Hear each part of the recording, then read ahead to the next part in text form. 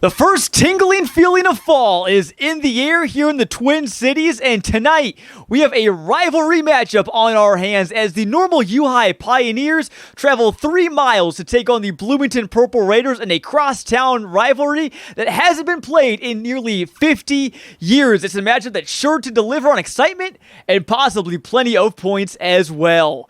Good evening, everyone. Jonathan Michael here of Clutch Sports Media alongside Owen Dimful. And Owen, tonight's a matchup that we've been looking forward to for a long time, even weeks before the season. It's always special being a part of these rivalry matchups. Yeah, both teams have been really looking forward to this game, especially for Normal U-High, who they don't get the opportunity to play Crosstown very often, usually playing teams in either Springfield or traveling to Springfield. So extra special for them, but for both teams, it's going to be a big night.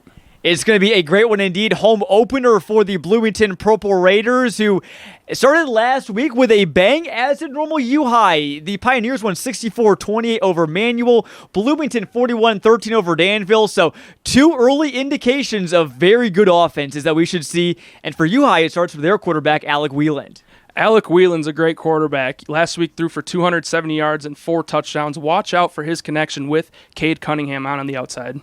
Certainly, Wieland also a dual threat guy as well. On Bloomington's side of the ball, though, they have an experienced veteran and 3-year starter, A.J. Codron. Codron, you know what you're going to get from him. There hasn't been a situation that he hasn't seen yet. So as a 3-year starter, and last year was a first-team All-Big 12 selection as well. So Codron will lead this Purple Raider offense. Certainly, the defense is obviously going to be big parts of this game as well. You got to stop those offenses for sure, and both teams have a good linebacking duo that should be able to make some big hits and potentially make some big plays. For U-High, it starts with Cole Mateka and Drew Rader.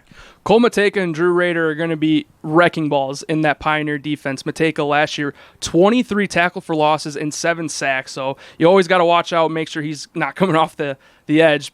And then Drew Rader as well, just 40 tackles to go along with Mateka's. And then for Bloomington, looking at Mikey Kimmel and Kenner Bai, a all-conference duo, not just all-conference, but first-team all-conference duo. You don't see too many instances where teams can have 2 first-team middle linebackers. For the Purple Raiders, they can boast that, and both of them are very good. It's going to be a great matchup here at the Fred Carlton Field. It's a breezy night, but we're ready to kick things off here between the Normal U-High Pioneers and the Bloomington Purple Raiders in our WMBD Game of the Week right here on CIProud.com.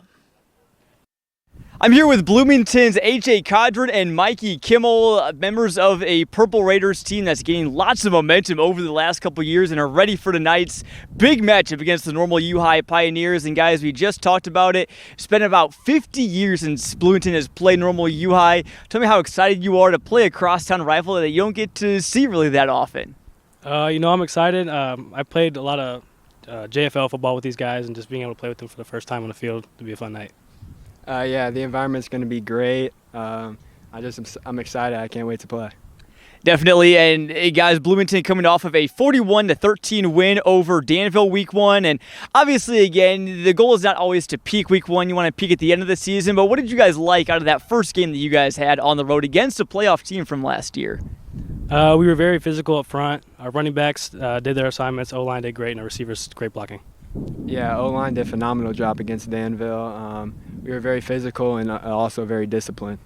Certainly, and the offensive line obviously is such a strength of your guys' team. I know last year you brought all 5 of them back. Your new head coach, Niall Mulcahy, former offensive line, and just tell me a little bit about how important that is for you guys as a team, for you as a quarterback especially. Yeah, as a quarterback, the offensive line sets the tone. I mean, they run it, and we play behind them. So. They're key blocks in our running game, and without them, there's no running the ball. Certainly, it all starts up front with that line. And guys, I know you guys have been, pretty experienced starters. AJ, going into your 3rd year starting. How easy has it been this year now that you have not 1 but 2 years under your belt running this kind of offense? I mean, like I said, the game's really slowed down for me. The O-line, they block really well, and my receivers, they get open and make reads easy. Definitely, and Mike, you were all-conference linebacker last season in the Big 12. What do you most want to accomplish this season?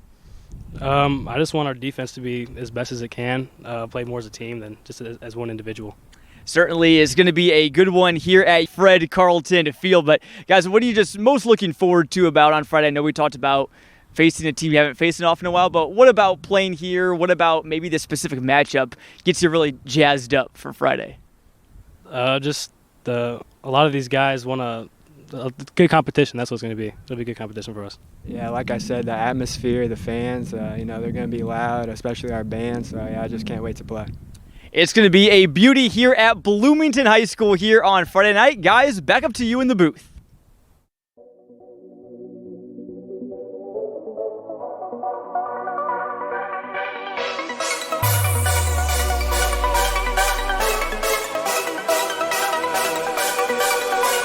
Central Illinois, we're going to overtime.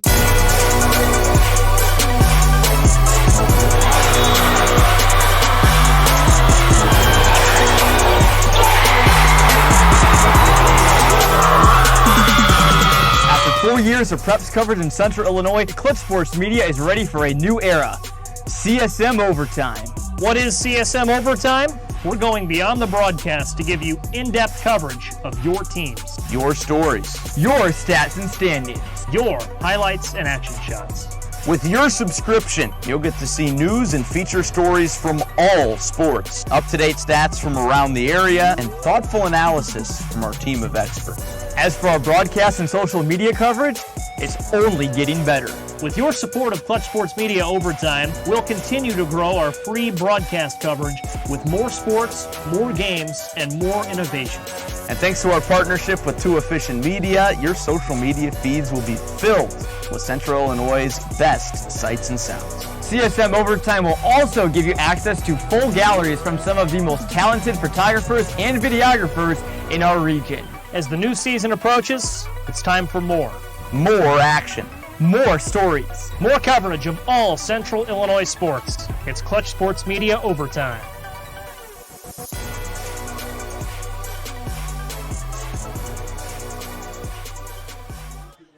And welcome into Fred Carlton Field here in Bloomington. What a gorgeous, gorgeous night for football. The first weekend in September, we got a great game on our hands. Again, normal U-High Pioneers and the Bloomington Purple Raiders. Again, I'm Jonathan Michael in the booth here alongside with Owen Dimple. And Owen, this has just turned into a great, great night. A little windy, though. I wonder if that's going to play a factor at all. As you look at our weather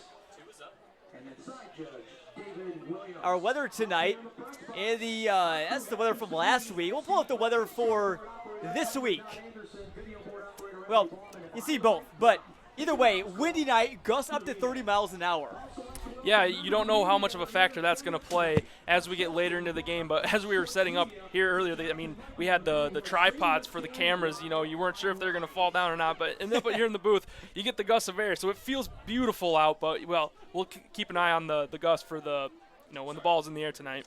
It certainly could get a little chilly, so there's definitely some fans in their sweatshirts tonight as it's just all the Purple Raiders walk across the field. Rather, that was their marching band that walked across the street from their high school across the way. They're taking the field now just out in their purple and black. And again, a big night for Bloomington. It's their home opener. They were on the road at Danville last week, newly renovated Ned Whitesell Field, and we got to be here. And we said, hey, this is one of the better venues that we've been at. So great hospitality, great crowd, great venue overall here at Bloomington High School. Yeah, so far so good, and I think that's going to continue throughout the night.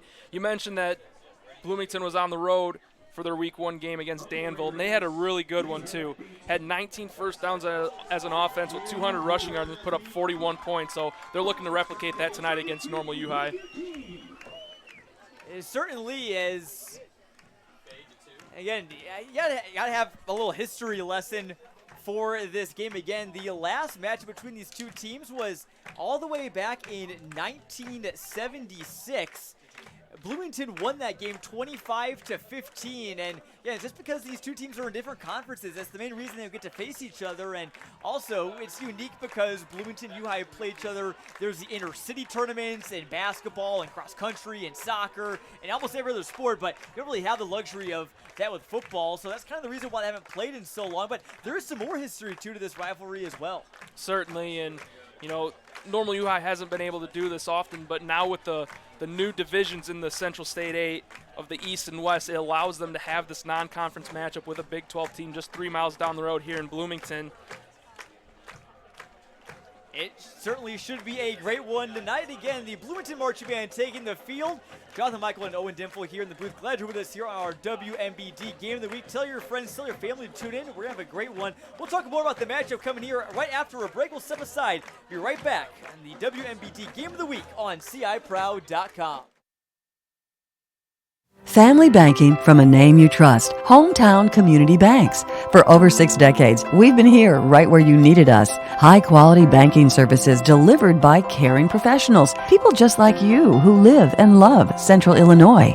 It's a history we're proud of and one we'll continue to offer to every person who walks through our doors. When you bank in your hometown, your money stays in your hometown. Hometown Community Banks. Divisions of Morton Community Bank. Look for the clock tower and you'll know. We have time for you. When storms move through, bringing torrential downpours, do you worry, is my basement flooding? Leave those worries behind and protect your home by installing a basement dewatering system. Force Basement Solutions has over 30 years of experience, and our team of experts will guide you in choosing the best and most cost-effective dewatering system to fit your home's needs. Rest easy with a Force Basement Solutions dewatering system.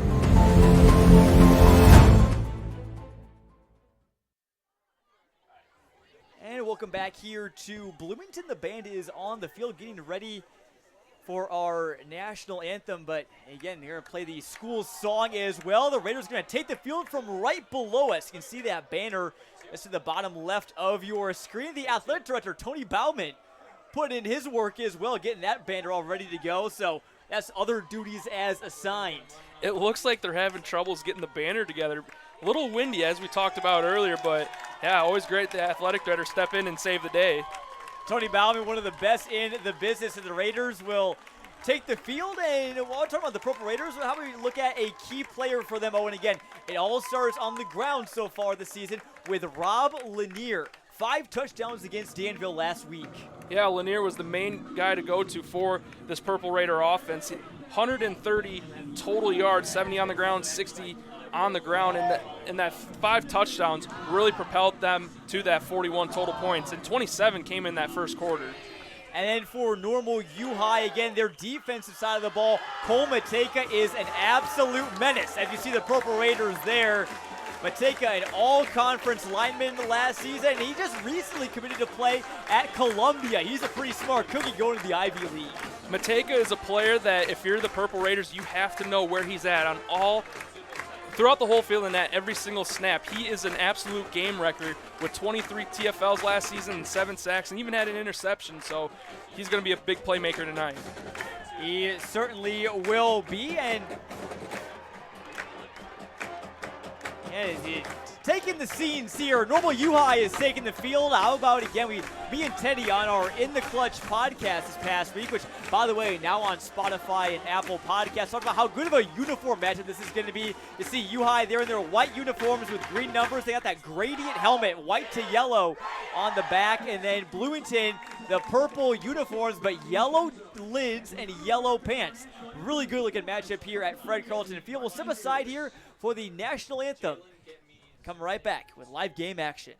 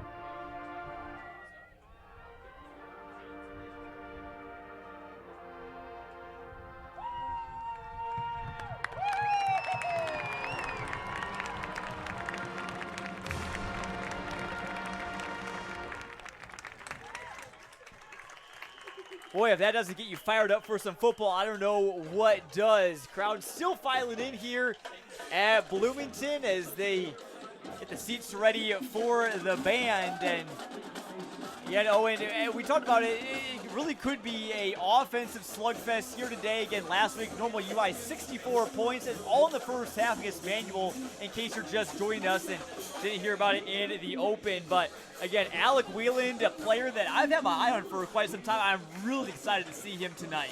All signs point that this is going to be a real high-scoring game for both teams. They had great Week 1 performances, so that should carry over here into Week 2. But don't discredit both defenses. They have playmakers on that side of the ball and a lot of returning starters from last season.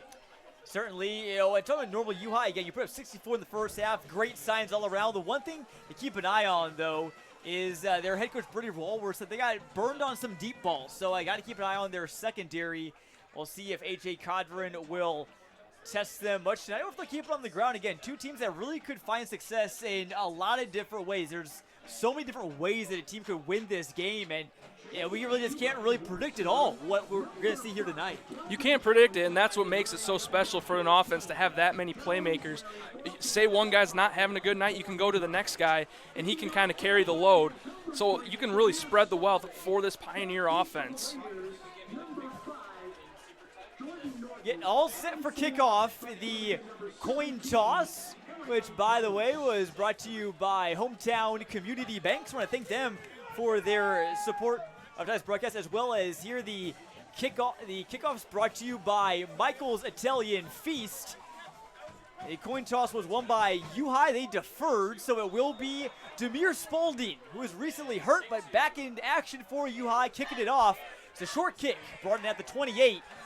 And it's a short return as well. Let's meet the Bloomington offense.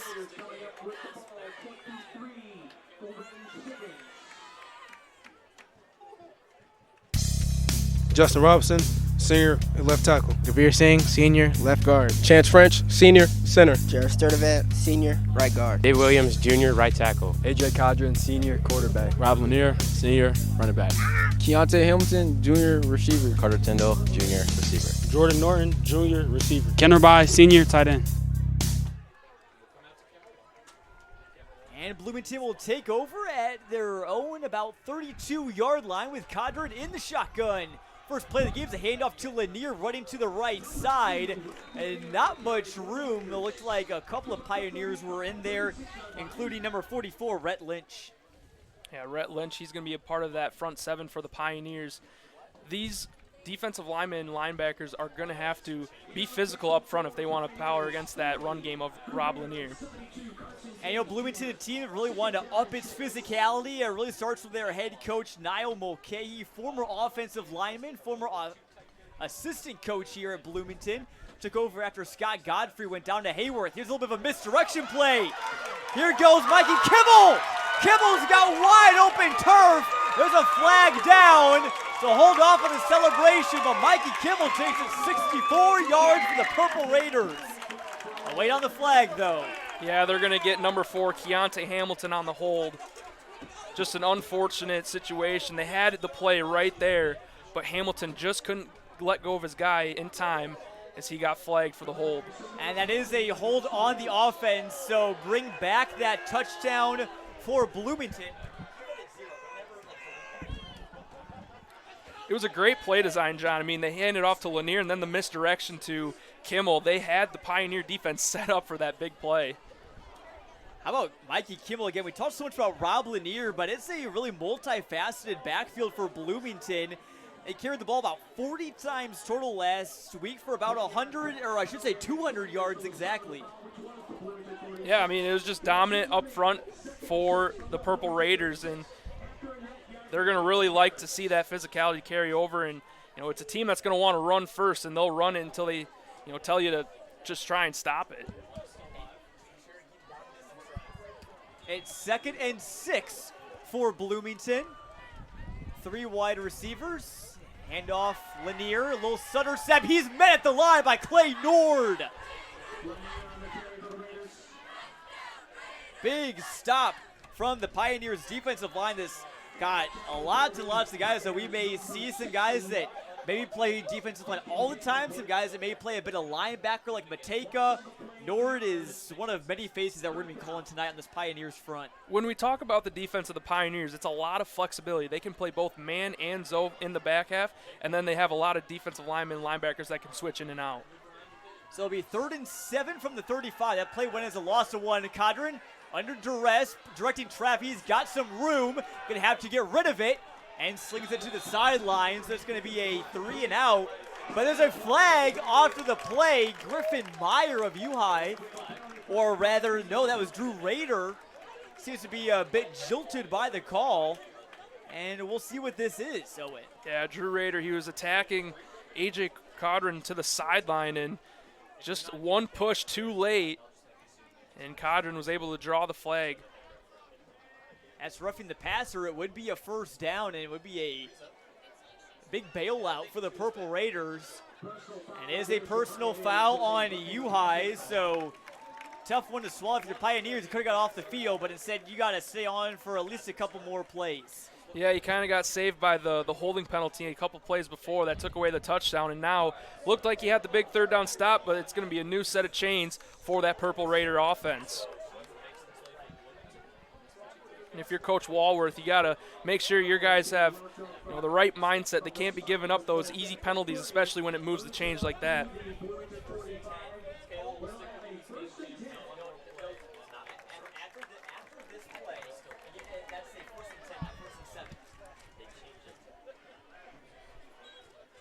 So 1st and 10 from the 45.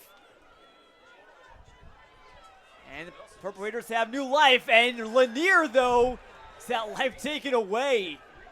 Looks like that was number 55. That was Cole Mateka, one of his first tackles of the season. He was held tackleless. A rare occurrence for him last week. Certainly, but we're going to be saying his name a lot tonight on the broadcast. You can see him on the defense, but even on the offensive line, he's going to be a force at left tackle, keeping that blind side clear for Alec Whelan. So negative yardage on first down. Purple Raiders been going forward and backward. Here's a screen pass to Lanier. Jumps and catches. Got some blocks. Up near the middle of the field, and a nice pickup there on 2nd down. Nice little throw and catch from both Cadron and Lanier. Yeah, the Purple Raiders had that one set up for a nice screen. That same play went for a 61-yard touchdown last week against Danville, as Lanier had that for his receiving touchdown, but this time it was sniffed out by that Pioneer defense, and yet again it was Mateka on the tackle. So another 3rd down here for Bloomington. They were 6 for 12 on them last week down at Danville. Loaded box for the Pioneers. Another give to Lanier. He makes a cut. He's got the first down. Nice little bend it back there by the senior running back who had 70 rushing yards last week. That was a great run, John, and that Pioneer defense, they had a loaded front.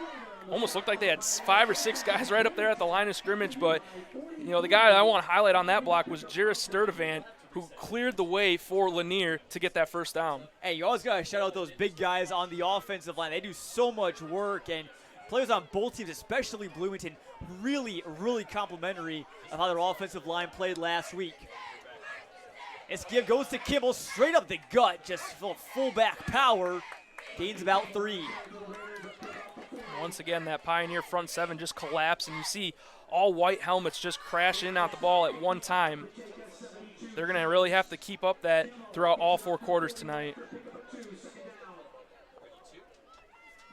And we see Life Campbell come onto the field for Rhett Lynch, and Campbell missed last week's game, but he can be a really dynamic player for this Pioneer team. I was just about to bring him up, Owen, again.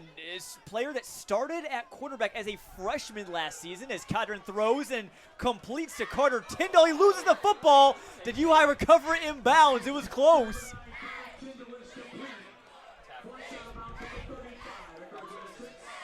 And it will be Bloomington football still, but real quick, back to Campbell.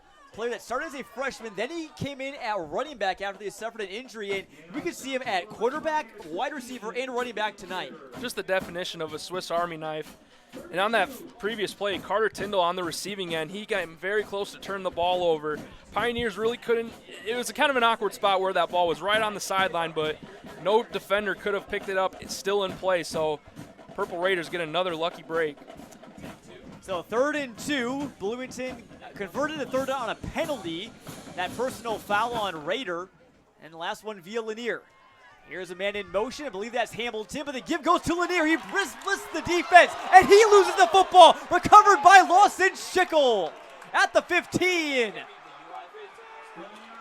So the Purple Raiders get the break on the previous play with the ball going out of bounds, but that time Lanier puts it back on the turf, and Pioneers quickly to get that one. Lawson Schickel, nice play on that. And real quick, let's meet the U-High starting offense.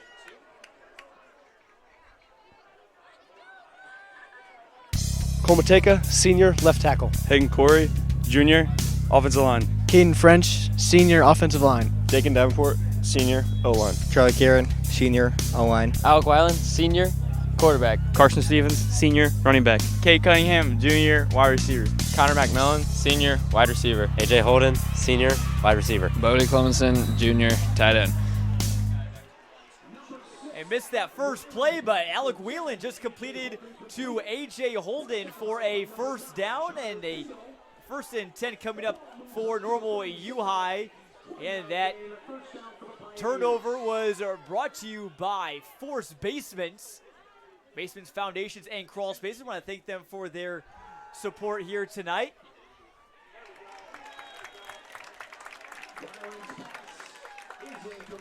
That time we see Justin Robinson causing havoc in that backfield. Whelan had a lot of time, but thankfully Robinson right there to knock that one down. Had an open receiver.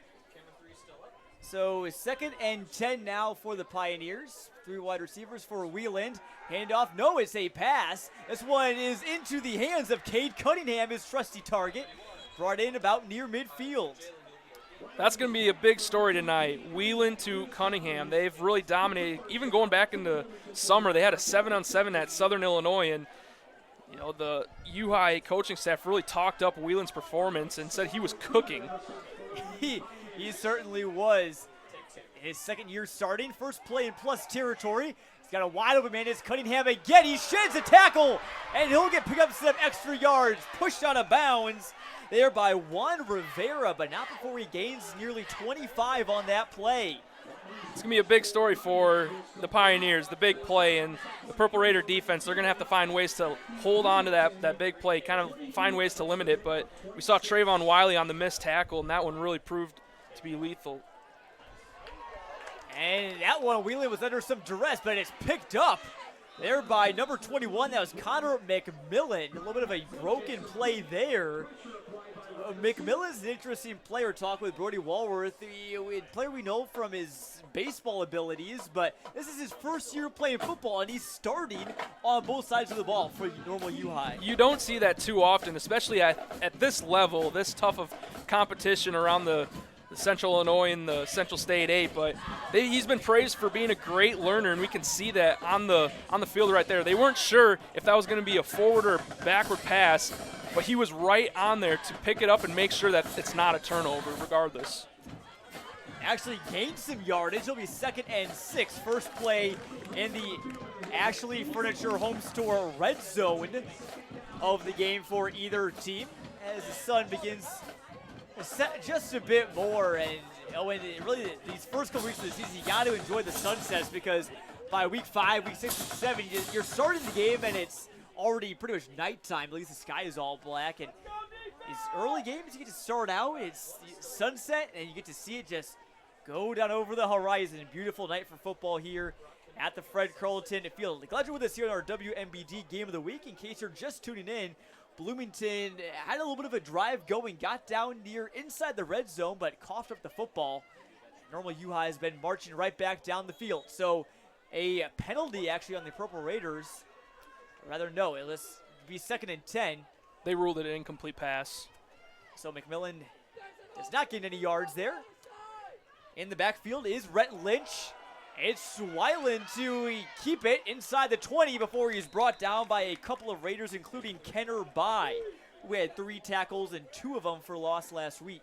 We talked about Kenner Bai in the open. I mean, just an outstanding middle linebacker. Last year, a first-team All Big 12 selection. he can do it both ways as linebacker for the defense, and then he'll also be a tight end on the offense.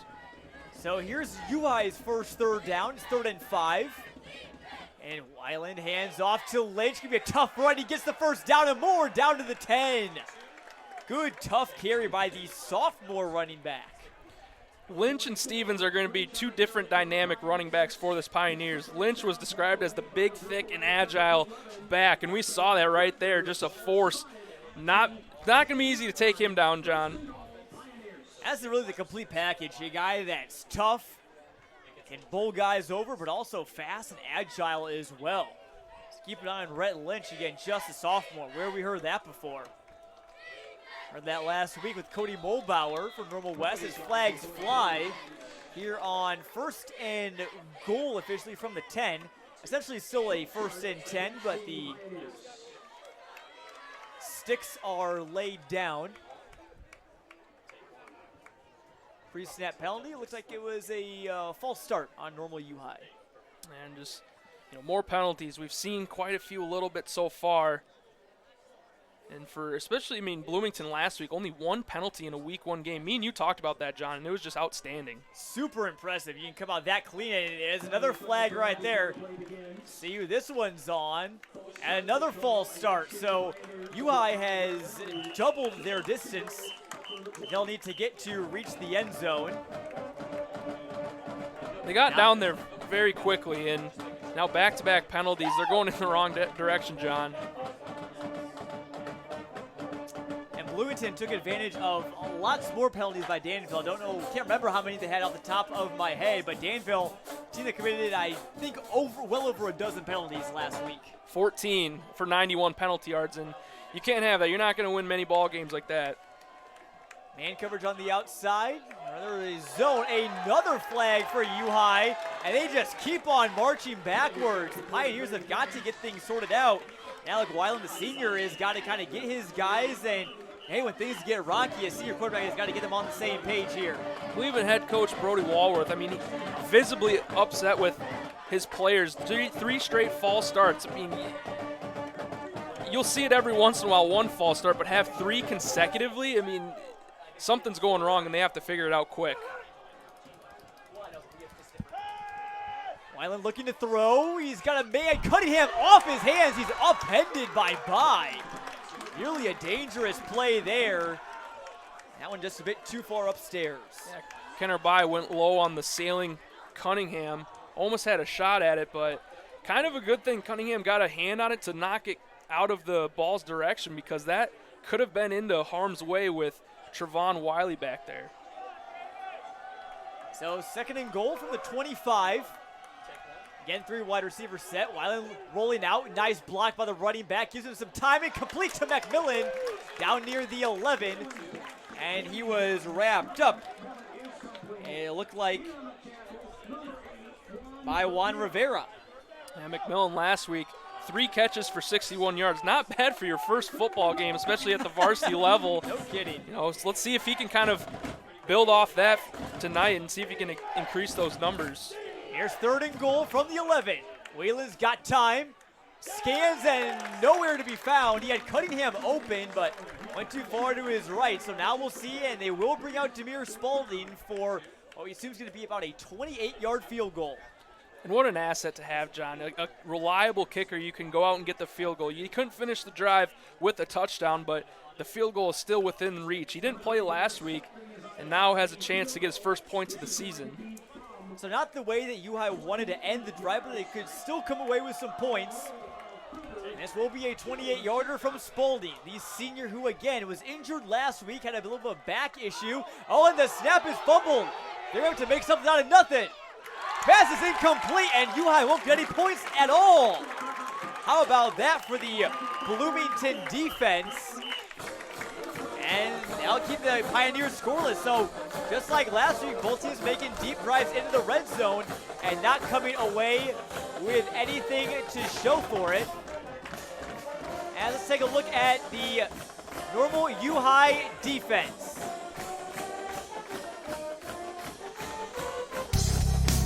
Rhett Lynch, sophomore, D-line. Michael Bennett Jr., sophomore, D-line. Carson James Jr., D-line. Charlie Kieran, senior, D-line. Komateka, senior, defensive end. Clay Nord, senior, D-end. Drew Rader, senior, inside linebacker. Griffin Meyer, junior, inside linebacker. Deegan Isles, senior, corner. Ethan Keyser, senior, safety. Boston Schickel, senior, safety. And looking at our keys to the game, we had a 4-yard carry from Rob Lanier on first down. Oh, and our keys to the game for Normal U High is push back and spread the wealth. They got to be physical, and they got to be ready to have a different amount of ball carriers get involved. Yeah, the more the better. I mean, you can be a lot more dynamic when you get multiple guys get involved like that on the offense. And then for Bloomington, as we get a carry from Lanier, that's a first down, Purple Raiders. Now to keep their eye on 55, press fitting I-55 runs through Bloomington Normal. We're talking about their eyes on 55, Komateka, and key involvement. Keontae Hamilton, their leading receiver in terms of touchdowns last year. They got to get him more involved on offense. Yeah, top priority. Make sure you know where Mateka is at all times on the field. As I said, he's just an absolute game wrecker. And Keontae Hamilton, just a dynamic receiver and probably the best go-to guy for A.G. Codron. So 1st and 10 now from the 24. Here's Codron looking to throw. He's got Hamilton at the 50. He tripped up at the 40 there by, I believe that was Ethan Keyser. Hamilton could have nearly taken that one to the house. Yeah, that one was actually Carter Tyndall on the receiving end, but it's just a great route right there, and Codron put it right on the money and a huge play for the Purple Raiders. Let's see if they can keep this drive going. So down to the 40. That was about a 28 or so yard gain roughly from Codron to Hamilton, who only had 18 yards last week on 3 receptions. Codron only completed 4 passes, so bit of a rough opening start to the season for him, but that's what you want to see is throws like that you just saw. Lanier, nothing doing there. Michael Bennett Jr., the sophomore, wrapping him up. Yeah, that front four, once again, just stopping Lanier in his tracks. So it'll be 2nd and short. First quarter, they're flowing by. Bloomington's second drive of the game. They coughed it up inside the red zone, and UI couldn't get the snap correct. So, and UI silent right now. They got to get everybody on the same page and get back to fundamentals, not committing penalties and getting those clean snaps. Really hurt the Pioneers on that drive. Well, especially after the turnover, too. 2nd and 9, 2 men in the backfield. Give goes to Kimmel. Bulls ahead to the 35. Mateka was the one to finish the job, but Clay Nord was the first one there for the Pioneers. Nord came off a 23 tackle season last year, one of many returning starters on this defense for Normal U High. Yeah, a total of 9 starters coming back. That makes them feel confident heading into this season that they can build off the already terrific season they had last year. 7-3, their first playoff appearance in I think it was 4 or 5 years. Both these teams broke playoff droughts last year, and now they've gone from middling teams to playoff contenders. There's a flag down to the backfield. Oh, the physicality there from the Pioneers defense. Rhett Lynch and I believe Mateka threw him down, but we'll see what this laundry's all about.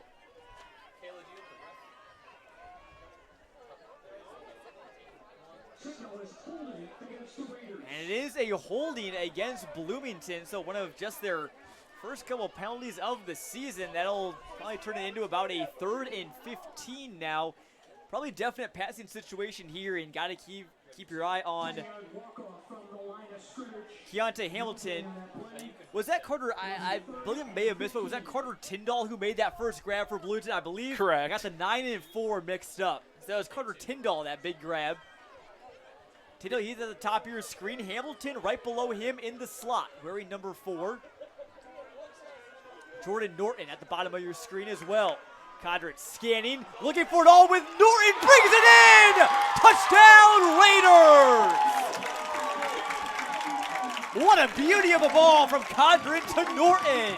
And that will get the people excited here in Bloomington, John. And that was just a beautiful play offensively. A great ball from Codron and hit Jordan Norton right in stride. But kind of watching before that play, the front 4 of the Pioneers, a little miscommunication of who was going to line up where, so they weren't exactly ready for the snap. That gave Codron a little extra time to let Norton get down the field and put it perfectly on him.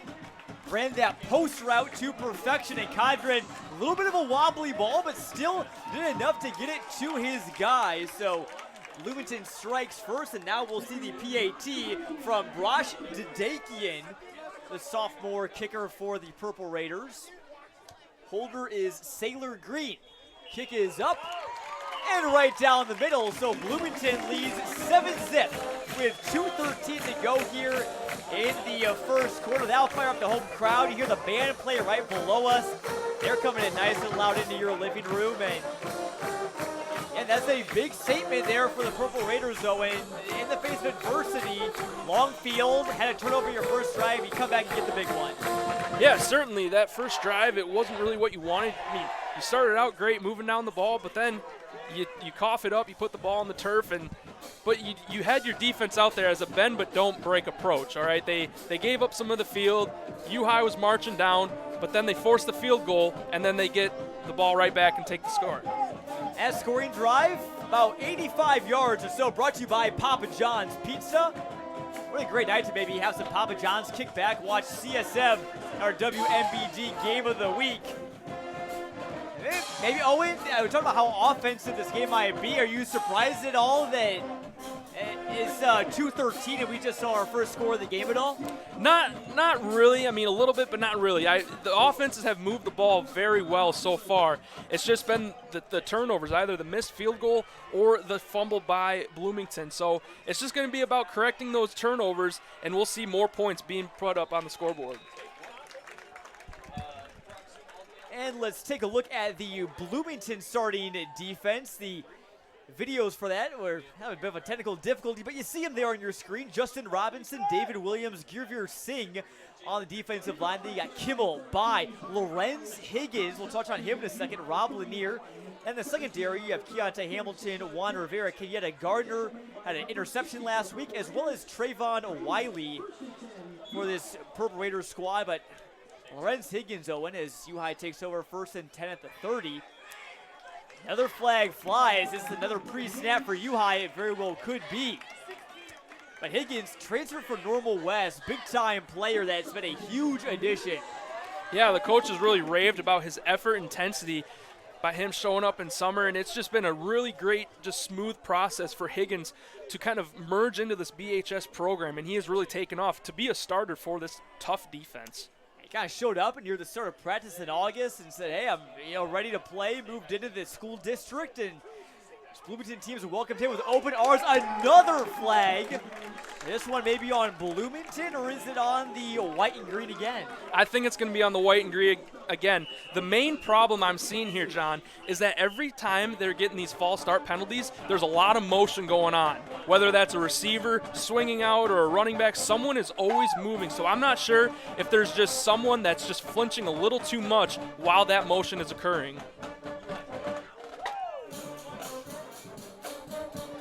And so I believe U-High takes a timeout. And I'll make it 1st and 20. That's 5 pre-snap penalties we've seen, I believe, on the last 2 plays from scrimmage, or last 2 or 3, I should say. And again, maybe it's just, every ref calls games differently. Maybe some refs may let some of that motion go. Some are really stringent with it, and I think U-High has kind of learned that, hey, we got to fix up whatever we practice. We got to fix it up now before we keep on moving backwards and go in our own end zone. Certainly, and it's a lot of that's communication. You got to make sure everyone's on the same page, especially with those kind of pre-snap penalties. And, time and time again, you just call them just really silly penalties, and I'm sure Walworth is probably saying the same thing on the opposite sideline. So 1st and 20 now from the 21. And Bloomington defense that's now a little bit jazzed up. Island talks with the quarterback. Or the referee, I should say. Weiland is the quarterback. It's time man in motions. McMillan, they go with the jet sweep, and Kenner says bye-bye to any hopes of a first down with that carry. My word. What a play by Kenner Bai. He sniffed that one out exactly where it was coming. Saw the motion man moving to the left, and he just exploded through the open gap and made that play. What a job by Kenner Bai. So it is 2nd and Stanford from here. Have to reach Olympia Spartan territory to get first down. Weiland looking back, throws. He's got Cunningham in his hands, and he couldn't hang on. It's a well-placed ball, just couldn't hang on to it. Yeah, maybe a little high on the throw, but I think that was the right throw because there was a lot of defenders right there in the middle. Gave Cunningham a chance to go make it. Still a tough catch, but I think one Cunningham would tell you he's got to make. So it'll be 3rd and 29 now. Really tough spot here if you're U-High. Maybe just want to pick up some yards and play the field position game a bit. 1:17 left to go in the first. Trips to the right. Another flag. It's about to be 3rd and 34, methinks. This Purple Raider defense, they're fired up. Every time they hear that whistle, they're just loving all the false start penalties. They know that they have the momentum right now, and they're driving them back, even before the snap of the ball. 3rd and 34 from their own 7. The Sticks are at the 31. That's where they were supposed to start, but penalties plus that big tackle from Kendra Byes pushed them backwards. That went for a loss of 9. Bloomington crowd comes alive. McMillan in motion. Violent from his own end zone, steps up in the pocket. Looking. Nearly intercepted in the direction of number 5, Jordan Norton, and incomplete. So U-High will have to punt from their own end zone. Yeah, that was kind of a play. They just wanted to see if they could get any positive play. They didn't want any more negative as they were already going back in that direction. And that time, I think Whelan just kind of said to himself, I'm going to throw this one up down the field. And even if it gets picked off, it's really not going to be that much more different than a punt. So they're going to punt now. Now they're going to punt it away. But, yeah, couldn't get anything going on that play. So at the 39 to return is 17. That's Wiley. Or no, rather that was Arion Jones, but the punt takes a bounce. Will be down at the, still rolling, at the 40. That's a pretty good boot there from the Pioneers. Goes for officially 53 yards from their own end zone. You got it right the first time. It was Trayvon Wiley, and he had a huge punt block last week against Danville, and we saw a lot of plays like that from the Purple Raider defense that set up short field for the offense. Let's take a quick look at Bloomington's new head coach. You see him there, Niall Mulcahy, his first season at Bloomington. Got a perfect 1-0 record. He's a 4-year letter winner at Illinois Wesleyan, just down the road from here. So hometown kid, really pumped up to be in charge of his own program. He's got this Raiders team playing very, very well, continuing that success from last year. A common trait we see between both head coaches is that offensive mentality. So there's going to be a lot of emphasis up front about winning in that trench. Here's a give on first down, not going much of anywhere. I believe that was Clay Nord again, and it was. I believe that's the 3rd time we've called his name tonight. Picks up the TFL. Clay Nord kind of maybe surprising this Bloomington offense. They were ready for Cole Mateka and Drew Rader to, make the plays, but it's been on the opposite side with Clay Nord. So time winding down, time for one more play in the first quarter. 6-second difference between the play clock and game clock. And in motion. And getting the carry and the hurdle. Oh my word. That was Mikey Kimmel, who went up and over a U-High defender. Glad he's all right. Wild play there to end this first quarter in a wild game so far. It has been, John, and it's been everything we've been expecting. Just a great night, and we got 3 more quarters of this, so don't go anywhere. This is going to be a great game. And the end of this first quarter, which was brought to you by Sunflower Real Estate. We'll be right back after this. Take a quick break here on CI Proud. Come back from the Fred Carlton Field. The heart of Illinois needs volunteers, and you can make a difference. Be part of a global community of people who care. Discover the joy and satisfaction that comes with improving your community and the lives of the people living in it. United Way connects volunteers who are ready to work with opportunities in the local area, driving real change made by individuals like you. Join United Way in improving the lives and communities around us all. Sign up today at volunteer.hoiunitedway.org.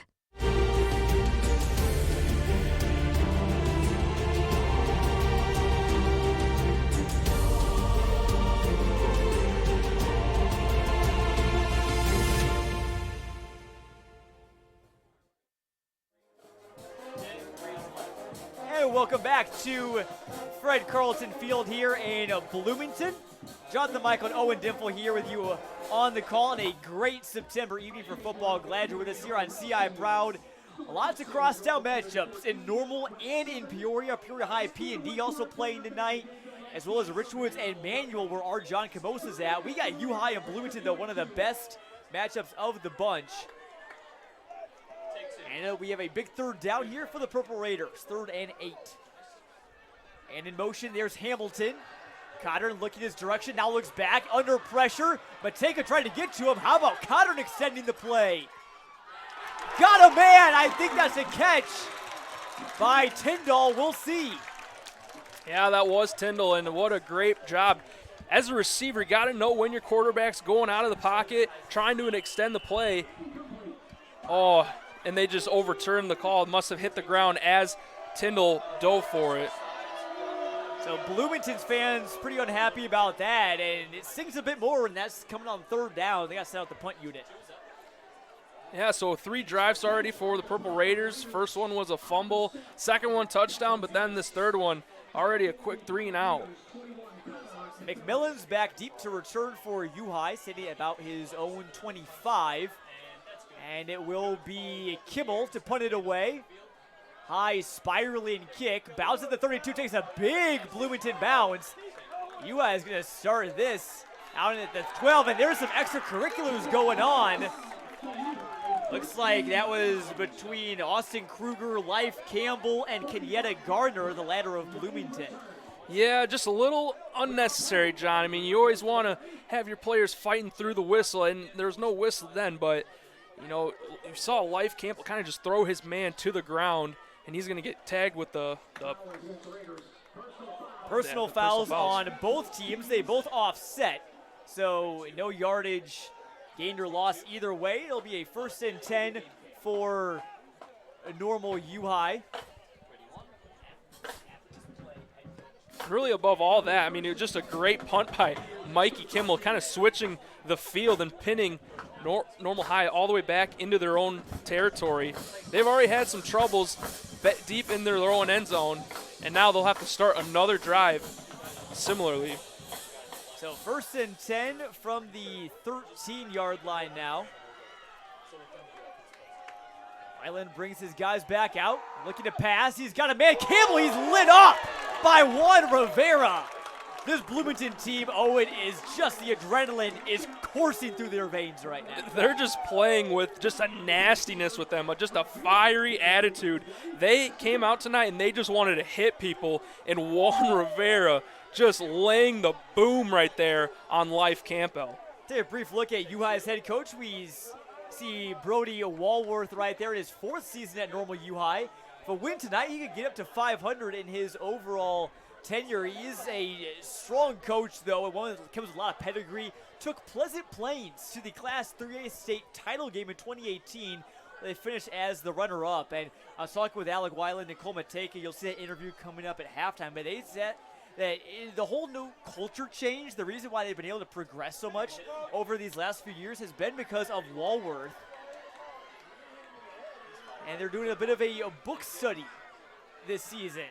Book called The Twin Thieves. I wrote about U-High getting into the books on CSM Overtime. Check out that article, clutchsportsil.com/overtime. Subscribe if you haven't. Get access to all of our written content each week. Here's a handoff and some space. There goes number 4 for U-High. That's Carson Stevens out across the 45. Just a big play that was really needed for this Pioneer team. They kind of went into a lull really after that missed field goal, or just the botched snap from that field goal. But that time, a huge play. And now let's see if they can get the gear going on offense. Now 1st and 10 now from about the 35. Stumbling forward again is Stevens. Picks up about 3. Justin Robinson may have been the first one there. He had a pretty good game last week. Had a sack, a couple of quarterback hurries as well. They got David Williams, big nose tackle for them as well. just looking at the size of that front three, sometimes four as we see here, but they just have a really beefy front for that Purple Raider defense. Williams clocks in 6'3", 315. Design quarterback run by Weiland. He's wrapped up by Kimmel. Not much there. That Bloomington linebacker crew has been lethal tonight, Owen. And we're just seeing just the amount of hits delivered by these linebackers. We saw Kenner By earlier a couple drives ago on that 9-yard loss from the jet sweep play. And then just there with Mikey Kimmel making sure Whelan can't escape that. So 3rd and 4. See lots of third downs from both teams tonight. Island under some pressure. He's got a man one-on-one coverage off the hands of the Purple Raider in coverage. That was Gardner. Yeah, Gardner just went step for step with Life Campbell on that route. Had a chance to make the pick, but instead gets the pass deflection. So bring up 4th and 4. Probably a punting situation here for Normal UI, who, again, 64 points of offense in the first half last week, and they've really struggled to get it going so far here today. Just a really different defense, kind of going from week to week, from Manual to now here at Bloomington High School. I mean, this offense is good enough where it can get going just with a snap of a finger, and you just never know when that snap might occur, but the Purple Raider defense is going to have to be cautious at all time and ready for that. May have been a flag on the play. It's going to be declined by Niall Mulcahy and Bloomington. I'll keep it 4th and 4 still, rather than 3rd and 14. Our referee tonight has been pretty emphatic with his calls. He really likes to, he'd be a good baseball umpire too, making that safe call. Yeah, just those emphatic calls. I mean, I always like umpires and referees like that. It shows that they care and they want to, make sure that everyone can see what the call is on the field. UI keeping the offense on the field here in 4th and 4. Now they're going to maybe go back to punt. And no, they will throw it. It's a first down for UI. How about the trickery there? Weiland completed it to Lynch, and a first down for UI. Great play design right there. Kind of looked like at first they were going to just traditionally go for it with one of the plays in their offenses. Then we see Whelan take a step back, act as the punter, but really the Purple Raiders didn't send anyone back. They were just going to take it, and Whelan finds Lynch on a huge first down conversion. Our referee tonight, by the way, Shad Little.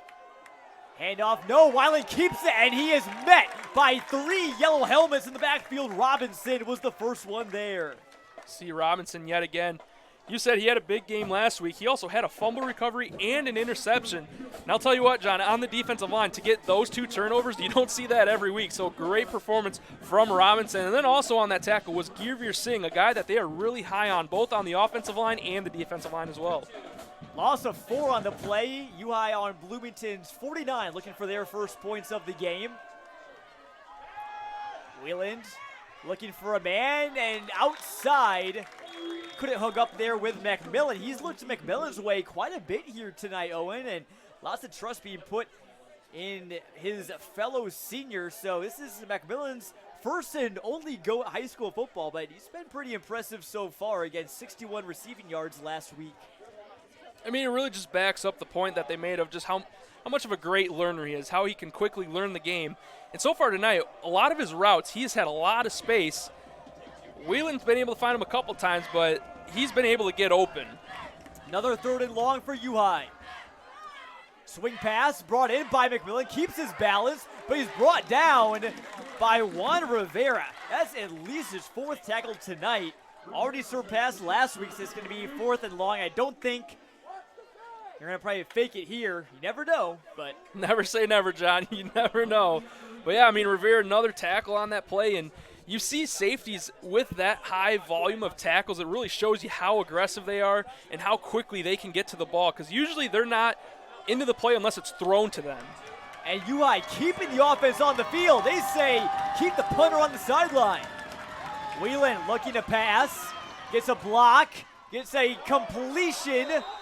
There to Cunningham. I'm not sure if he was inbounds or if he reached the first down. And I think they're going to say it was incomplete, Owen. Yeah, there was kind of 2 things I was looking at, whether he made it to the line to gain, or if he had a foot out of bounds too.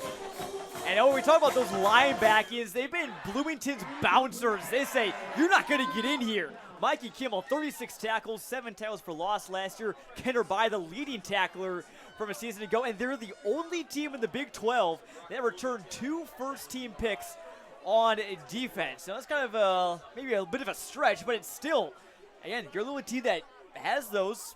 That's good news for you. It's a huge luxury, 2 guys that you can really trust on your defense, especially the linebacker position, which usually finds itself around the ball no matter where it's going. So to have 2 guys like that is just a huge advantage. Passing play here, Codron finds Hamilton for about 3. Hamilton hasn't really had those deep balls yet this season, and that longest pass so far tonight has gone to Carter Tyndall, but Hamilton's a guy that can get involved in a lot of ways. He had 31 rushes last season, so they could also hand him the ball too. Kind of just one of those players that's just a gadget guy. No matter where you put him on the field, running back, wide receiver, you want him to get the ball and especially get in space. Here's a handoff and some good yardage, nearly a first down. That was Lanier on the carry. And it's going to be very close to the sticks. Lanier, just when you watch him run, very hard runner. He's not going to go down until he is pulled by anybody grabbing at that jersey or the whistle tells him that the play's over. 3rd and very short. We'll see if they call Lanier's number again, but they do have another man in the backfield as well. They do hand it off to him. That's Cedric Gassaway, flagged out on the play. Cole Mateka for Normal UI. We'll see what this flag's about. That's a big tackle from the Columbia-bound edge rusher. I have a feeling this might be another hold on the Purple Raider offense, but it looks like Robinson's pointing towards the Pioneers, trying to advocate that this is on them. He's probably saying, well, hey, almost every flag tonight's been on them. Why shouldn't this one be? And it is going to be, I think, on Normal UI. So Robinson was correct. Yeah, I think why he was so emphatic about that was because the ref made the signal that it was illegal hands to the face. You usually see that across the offensive line, so I'm sure Robinson was on the receiving end of that hand to the face. He probably was. And Normal UI's defensive front, very experienced. They made some really big plays tonight. Just a couple of penalties on both sides of the ball have hurt them so far. Still within a possession. 1st and 10 from the 28. Lanier off to the right side and picks up about 3. Running there behind David Williams, that right tackle. So big for this Bloomington team, as well as Jared Sturdivant, the right guard. Just the offensive line as a whole for the Purple Raiders is one you can really get behind, especially when your right tackle and David Williams is 6'3", 315, and only a junior too. Everyone else is a senior across the 4 other positions, but it's got to be comforting for Coach Mulcahy knowing that he can have his anchor at right tackle back for another year. Certainly, they brought back a lot of offensive linemen last year. Here's Codron doing a nice job of moving around the pocket tonight, but can't hook up with Kenner By, who also plays tight end. And we have another flag down. It's laundry day here in the Twin Cities. That one, though, is against the Purple Raiders. Yeah, that time was a holding. Not sure which guy was the perpetrator for that, but I mean, you talked about Codron's ability to escape the pocket. We're seeing both of that from these quarterbacks. Very athletic and just guys that look to extend the play, and it's been fun to watch so far, kind of see them make plays out of nothing. Certainly, we've seen lots of really kind of odd plays. You know, we've seen the fumbled snap by UI on that attempted field goal. We saw the fumble by Bloomington deep in UI territory. We've seen a fake punt.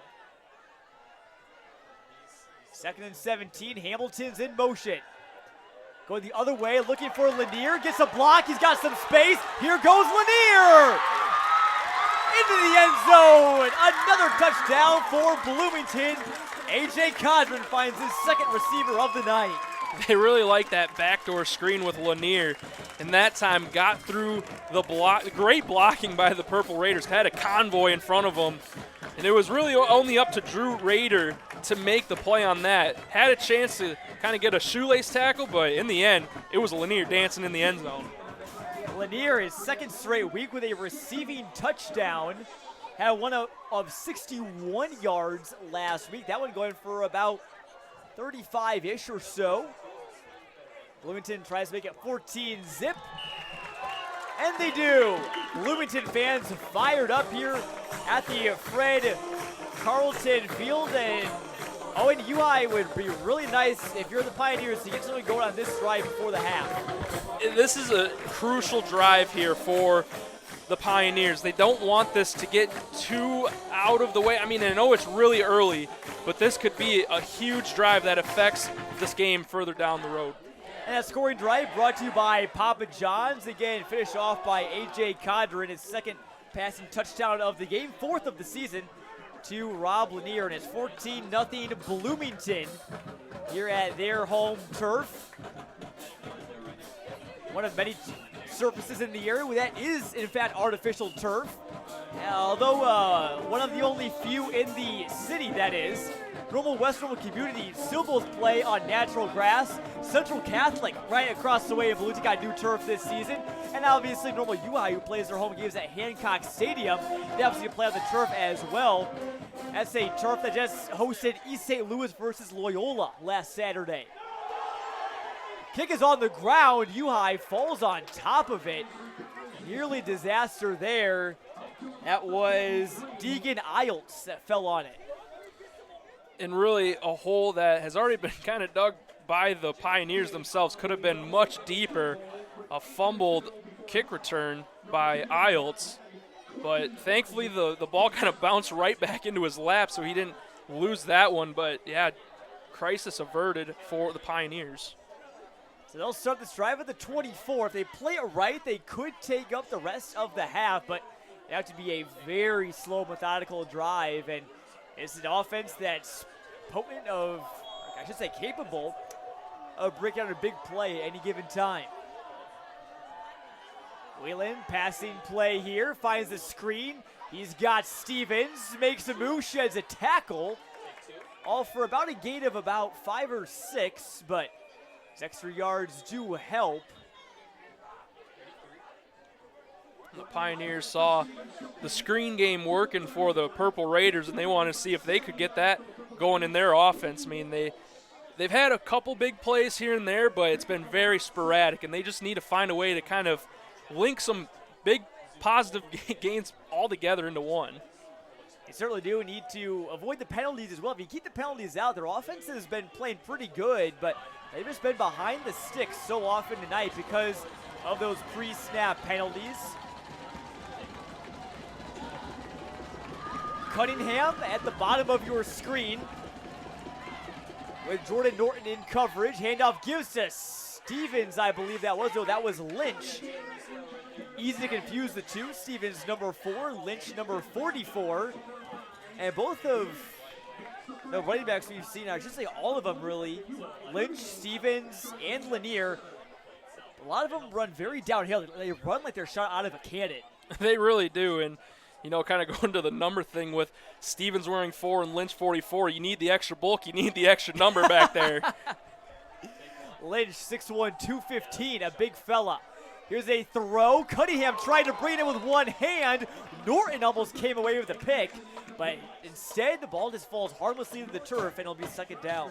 Yeah, that pass looked like it sailed for Cade Cunningham. We're still kind of waiting to see him take over this offense. He had a big week last week against Manual. 4 catches for 108 yards and a touchdown.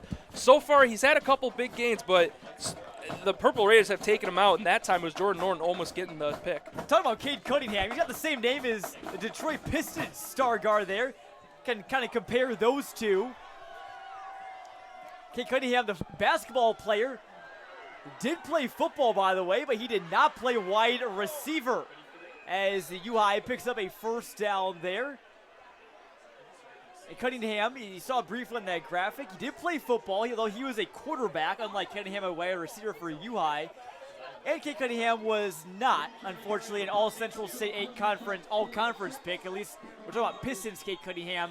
Normal UI Cade Cunningham, though, was. I think out of everything you analyze with both players, that's the big key thing. The Cade Cunningham of the Pistons doesn't have that Central State 8 selection as Cade Cunningham. How does that affect Cade Cunningham's legacy? We'll have to talk about that on the In the Clutch podcast, which again, by the way, just put out our first episode on Spotify and Apple Podcasts. Me and Teddy Ball chopped things up, talked about week 2. We'll have another episode coming your way and maybe some special guests as well. I want to give a shout out to all the other stuff we got going on at CSM. We have our Small Town Throwdown game, a live audio broadcast we're doing each week. Owen, I know you last week were at DMAC. Big win over West Hancock. Tonight, Dalton Carmine and guest commentators got the call for IVC at Monticello. That should be a good Illini Prairie game as well. What did you see from that DMAC game and that first game you saw last week? It was always great being back at DMAC. Just a tremendous facility they have there in Mackinac. But DMAC really putting together a full offensive game and defensive game, and they looked great in their Week 1 win. 58 points in the heart of Illinois is no small feat. Weiland in trouble, evades it, unloads down the field for Cunningham, picked off! Bloomington comes away with it. That was Norton. A leaping grab gives Bloomington the football. That turnover again brought to you by Force Basements. Neither team able to hang on to the football much tonight, and Bloomington comes away with a big pick. And Jordan Norton, we didn't see him get the interception on one of the previous plays. Kind of went through his hands, but that time just jumped up and made the play. He had Cade Cunningham behind him just running into the end zone. I wasn't sure if the ball was going to have enough to reach Cunningham, and if it did, that would have been a huge touchdown for the Pioneers, but instead, Norton uses his vertical ability to go up and take it away. You've seen more of Norton than at least maybe I personally expected in the defensive backfield. I thought we'd see more of Hamilton at the other cornerback spot, but Norton's made some big plays. And now, though, for Bloomington, you got to get out of your own shadow. Certainly, and I think the Pioneer defense is kind of going to tailor around that. They want to bring pressure, maybe load up the box, expecting Lanier or Kimmel to get the ball. But, yeah, the Purple Raiders are going to have to find a way to get out of this, or the Pioneers could find a way to get on the scoreboard for the first time tonight. Kind of a little unconventionally. Bloomington, if they can march 98 yards, they could take as much as a 21-0 lead. 22 if you go for the 2-point conversion, but it could be a big lead if the Purple Raiders can march down. Here's a handoff to Mikey Kimmel. Bulls over and wrapped up there by Meyer and Mateka. No gain on the play. So, Bloomington, you may not want to just get the first down. Obviously, you want to, but you just got to give your punter some room should he need to come onto the field. You know, John, in a day and the age of the NIL, I think a great partnership could be between Meyer and Mateka, the M&M. I don't know. Maybe we could get an NIL going, but that would be something. M&M, I like it. You have the law firm of Meyer and Mateka. 3rd and 9 here from the 3. Cadron passes, play action, in and out of the hands of Hamilton. Just haven't been able to get those big plays between those two, so Bloomington's possession is short-lived. Ultimately, the interception not going to hurt U-High a ton. Just get back out there and get right back to it. Yeah, he took some time off the clock, heading closer into halftime, still up 2 touchdowns, but that time it had big play potential, just in and out of the hands of Keontae Hamilton. We looked at the 2 receivers tonight, and Hamilton and Cunningham, expecting them to have, big performances, but so far a little quiet than I think we were anticipating. Certainly, again, Hamilton, 3 receptions last week. Here's the punt. McMillan backtracking, bounces the 38, and out of bounds right at the 45, so U-High will start in plus territory. 3:32 to go here before the half. Again, in case you're just tuning in, 2 touchdowns for Bloomington, both passes by A.J. Cadron, found Jordan Norton for 40 yards back in the first quarter, and Rob Lanier from about 35 yards out on a screen pass. That was an impressive screen. Cadron threw across his body on that screen pass to Lanier. Didn't get the chance to say that, but really impressive throw from the 3-year starter. Here's Weiland, the 2-year starter. Design quarterback run. Runs right into the gauntlet of Kenner Bai.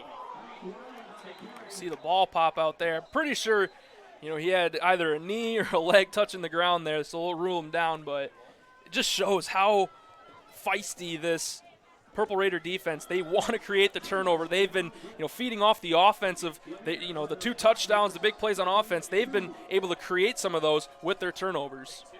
2nd and 8. Stevens up the middle, got some space, makes a move, and brought down inside the 30. Big run for Carson Stevens, the senior. And now we're seeing the Pioneers threaten into the red zone for the first time since that missed field goal on their opening drive. On the 27, they go quickly. And off again to Stevens, up the gut. That time not much doing. David Williams, that big nose tackle bringing him down. Kind of saw them go hurry up on that last play. Still 2:35 to go in the second quarter, but maybe want to catch the Purple Raider defense sleeping, kind of get them when they're not ready. UI would really love a touchdown. We talked about how it could be a 3-possession game. Well, UI could make it a 1-possession game, maybe even less. There's still plenty of time to do so before the halftime buzzer. Stevens again up the middle. Great block from the offensive line. He's inside the 14. And we saw the hole open up front for that U-High offense. Mateka, Corey, French, Karen, and Davenport. This is an offensive line that lost 2 really good ones last year, Nosiger and Hunt. Yeah, Joe Hunt, both playing at the college level. Ashley Furniture home store red zone. Here's Rhett Lynch with the carry now inside the 10. Really good spot if you're U-High. You're inside the 10. You got plenty of time left. You can bleed some of it out too as well. You got 2 timeouts in your back pocket. Always nice to have those in your back pocket, but you're still just looking to be efficient. Maybe bleed a little bit of the clock before leaving too much for the Purple Raiders. Here's Lynch again with the carry running left side. He's going to be close. I think he was brought down just short. Maybe at about the 1-foot line. 90 seconds left to go, and U-High will get 3, maybe 4 more cracks at it. Maybe they don't need even that many. So a heavier set here for the Pioneers. 2 wide receivers at the bottom of your screen. That's Campbell and Cunningham. Lynch back in the backfield.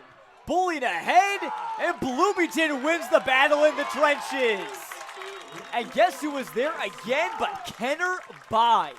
Kenner Bai, and then his good buddy Mikey Kimmel there as well, and Juan Rivera from the secondary. He's been all over the field just like his linebackers.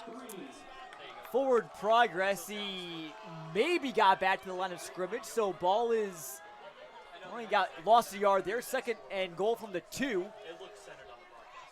Under a minute left to play. Bloomington coaching staff telling the Bloomington fans to get up on their feet and get loud. They've had lots to cheer about in this first half, hoping to keep that goose egg on the scoreboard. 2 men in the backfield. Lynch lighted up at fullback. They give it to Stevens. He's wrapped up. Bloomington's defensive line comes through again. That was Williams. Now it's 3rd and goal, and UI is probably going to burn a timeout here. About 20 or so seconds left. And I take it with 17.6. So Bloomington, this tough, line-heavy, line-focused team is really showing why they built that reputation this year. They've done an awesome job tonight just controlling that line of scrimmage. We've already talked a lot about the linebackers and Bai and Kimmel, but it's almost not enough just showing what they can do. Goal line situation. Most teams with a big back like Lynch can just push their way forward and get that 1 yard into the goal, across the goal line. But back-to-back, just ferocious stops by that Purple Raider defense. And now U-High's got to make sure that they can score relatively quickly as the clock's really coming down now. And you got 1 more timeout, so you can still run the ball here should you want to. But the thing that stood out to me, Bloomington has had playmakers at all 3 levels tonight. Robinson and Williams made big tackles on the D-line. Kimmel and Bai have been everywhere at linebacker. And then, Juan Rivera, Kenyatta Gardner made some big plays in the secondary, including that interception too by Jordan Norton. So top to bottom, this Bloomington defense is really impressed so far. But here's a 3rd and goal. They do bring out the tight end in Bodie Clemenson, as well as, looks like that's Lynch at fullback again. Yeah. Cunningham at the bottom of your screen, matched up again with Norton. Here we go, 3rd and goal from the 5. Handoff goes to Stevens, goes forward, he's very close. UI thinks he's in, he is! Brody Walworth and the Pioneers draw up the winning play and get UI in the end zone after nearly the entire first half. Yeah, just a long drive, but the Pioneers can finally say that they got into the end zone. Great run there by Carson Stevens, and great blocks too. After going 0-2 in their last 2 plays, at least in the trenches, UI's line gets the push and gets Stevens out from 5 yards into the end zone. Kick is a low liner, and it's through and good by Demir Spalding. So that makes this game a whole lot more interesting, Owen. You know, I think UI also will be receiving the football, I believe, to start the second half. Yeah, they will after Bloomington got it first to start the game. But, yeah, just a great touchdown drive right there. Way better field position. Most of their drives, they started way back within inside their own 10, inside their own 20, but that time started in Purple Raider territory. Certainly helps. As we say, our scoring drive brought to you by Papa John's Pizza. Visit a lot of area locations, both in Peoria and around Bloomington Normal as well. So 14-7. Bloomington probably not going to do much here after this kick, but obviously, you know, they got to come out, I think, at halftime. You know, you had so many big plays, had an interception, some big plays, some penalties on UI. They kind of jazzed you up. They didn't come out, though, like it's 0-0 at halftime. I think that's the biggest key for them. Yeah, it's all about mentality, and, you know, both coaches are going to preach that, you know, at the halftime break. It's who's going to be the toughest, physical and mentally toughest team tonight. This is going to be a back-and-forth battle the rest of the way, but the Purple Raiders had the great first half. Another short kick right at the 31. It's nearly muffed by Tyndall, but he falls back on it, about the 31. So Bloomington will have about 69 yards or so to go, and unless Condren unleashes one, I don't think we'll see much more. Maybe could also go with the screen pass. It worked out for a scoring play earlier. Yeah, what I'm looking for here is either that screen pass or some sort of run with Lanier. Kind of just see if there's something available for them to move the ball, maybe get an extra play in. But it's kind of, they don't want to be too aggressive and have it bite them. Stay tuned for the Bob Grimm Chevrolet halftime show coming up. But first, could be the last play of the first half. It's a handoff to Lanier. No, Condren keeps it. He does throw it out to the outside. Flag is down. We'll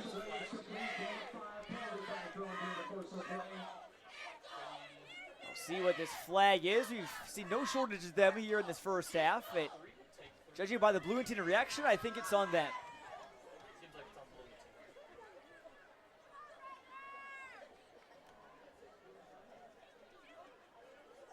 And we'll await the call from our referees. Again, Chad Little, our crew chief in the white hat here tonight. Some extensive talking about here, Owen. Yeah, didn't see anything, at least in real time. That was an obvious flag. And legal man downfield against Bloomington. So, again, if you're an offensive lineman, you can't be more than 1 or 2 yards downfield. Otherwise, that yellow flag's going to come out. Yeah, that was one of the possible scenarios I was thinking for this flag. It looked like Justin Robinson may have caught himself just like an extra yard or two, probably than what he should have been. So this will probably be the last play of the first half. And it's just a give to Lanier. Cuts it back. Good yardage out to about the 38, 12-yard gain. And that will do it for the first half. Bloomington leads 14-7. Owen, your thoughts from an exciting first half? It was very exciting. I think we were anticipating a little bit more scoring with these offenses, but the defense is kind of proven that, hey, we're still here. We're still going to be doing our thing.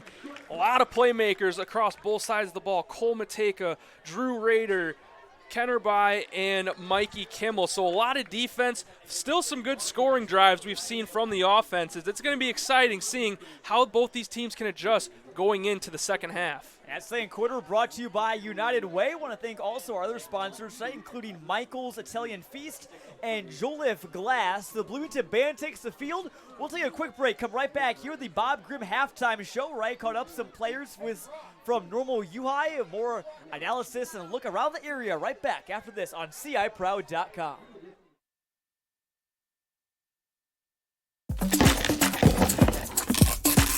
That mountain of boxes won't pack itself, but Peoria Production Solutions will. Let us handle your packaging and assembly. Our highly trained team uses computerized inventory control and specialized equipment to ensure your customers receive their items on time.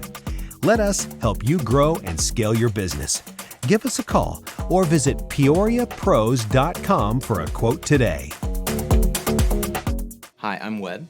I'm the sales manager here at Perfect Choice. We offer windows, siding, roofing, and full bathroom remodels. Whenever you buy a bathroom off of Perfect Choice, something that we do is we don't just walk in and give you one color and one style like a lot of companies in our area do. One of the coolest things is we have a program that allows you to put the pictures and see the colors and actually visualize what you're going to get before you ever purchase it. But you know, regardless of how long it takes, that it's going to be done by certified labor and done the right way, our way, Perfect Choice way. The Bob Grimm way starts with us. The Bob Grimm experience, what I like is that, you put customers first, make sure we meet every expectation and make a long-lasting relationship with them so that, they know that we're here for them and for their friends and family. Don't try to put someone in a car that is not going to work for them. If you don't have what they want, try to get it, the proper vehicle. Again, just treat people the way you'd want to be treated and a fair deal. That's the Bob Grimm way. Taste the tradition of Avanti's on the go. With Avanti's fast carryout, you can taste the tradition at the basketball court. Enjoy a handcrafted pizza with toppings you love. Taste the tradition at the pickleball court. Fill up with a fresh gondola. Taste the tradition at the park. Indulge in your favorite pastas. The possibilities are endless. Call or order online today to taste the tradition of Avanti's on the go. The home of the gondola, Avanti's.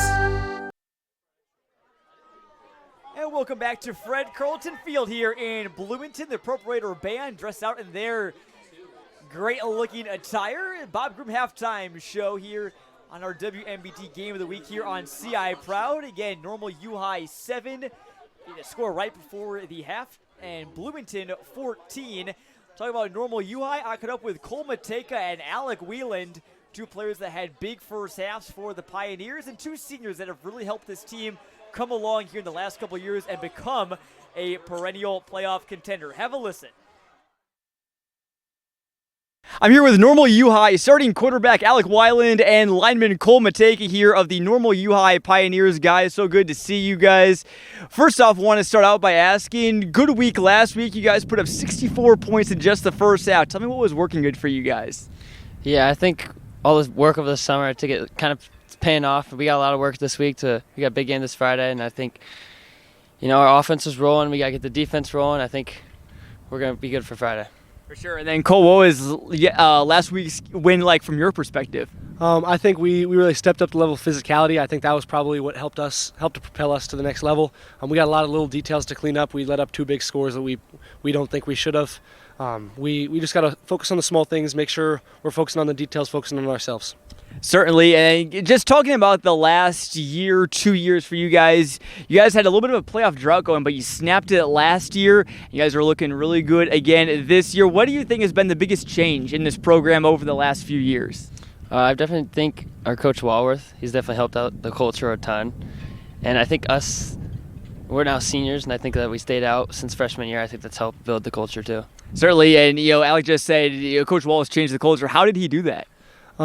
I think one of the things we've done well is a book study. That's really brought the team together. But then, like all the team meals together, camp at EIU, we go for 3 days. Everything's just focused on family, service, relentlessness, and excellence. Those are our 4 core values. And I think really how much focus that he puts on those, how much focus we put on those, has helped to shift the culture, make sure we're focusing on the right things, building each other as a team, and getting our thing done on Friday nights. Definitely. And guys, you mentioned the book study. I'm going to put you on the spot here. What do you guys have a favorite book at all? Probably the book this year. It's about like twin thieves fear of failure and fear of judgment. And it's like, I mean, it's basically exactly that. Like, you can't be afraid to like fail or be afraid of people judging you, like the crowd or anybody, like even your teammates. Certainly. Cole, what about you? What's your favorite book? Well, my favorite book, one of the Harry Potter books would definitely be my favorite book. But this year's book study has been my favorite book so far.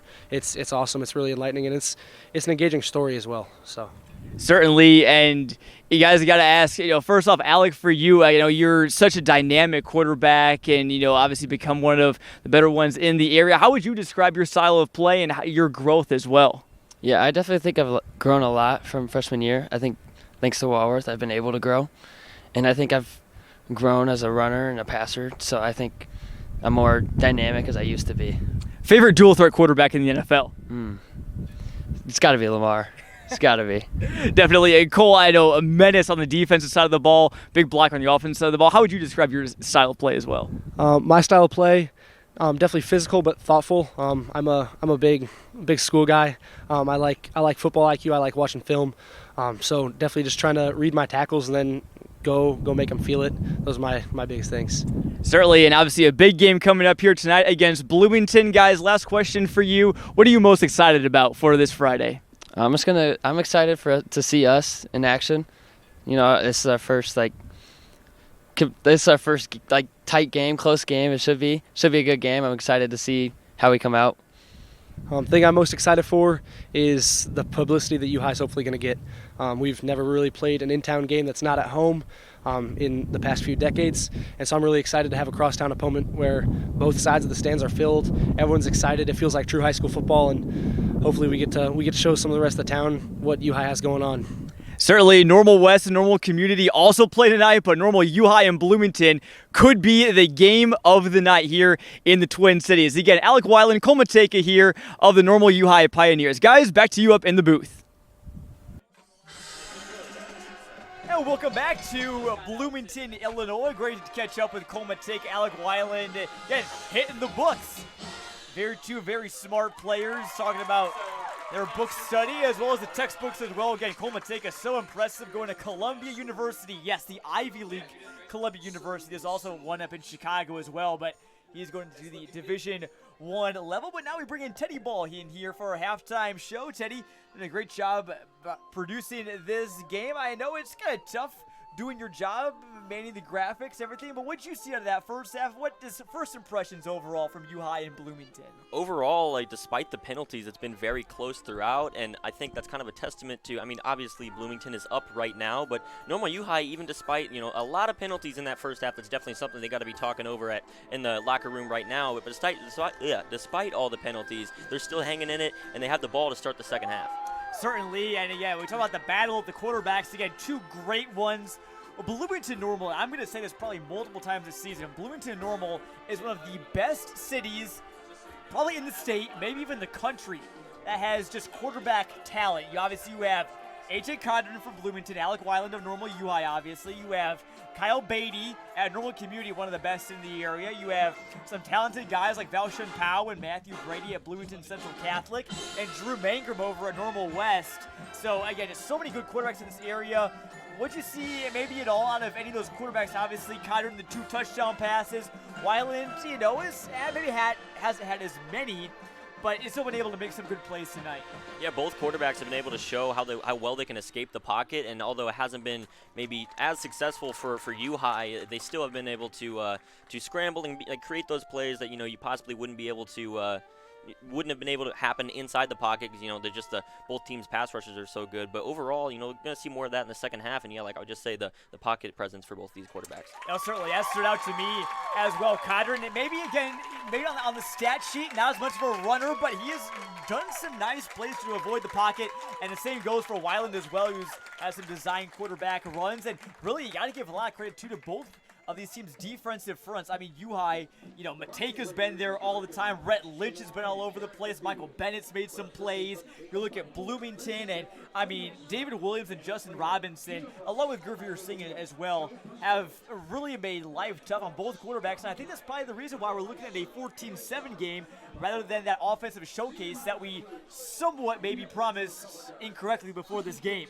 Yeah, like you guys were talking about in that first half last week in week 1, both of these teams put up a lot of points, and that just hasn't been the case so far. Not that the offenses haven't played well, because they have, but when you pair a good offense against a good defense, really just it doesn't always happen the way you want. So both sides of the ball have been able to show dominance in certain aspects, and I'm expecting the same thing from the second half. We could see a little bit more scoring now that they're a little bit more comfortable, but overall defense is playing well.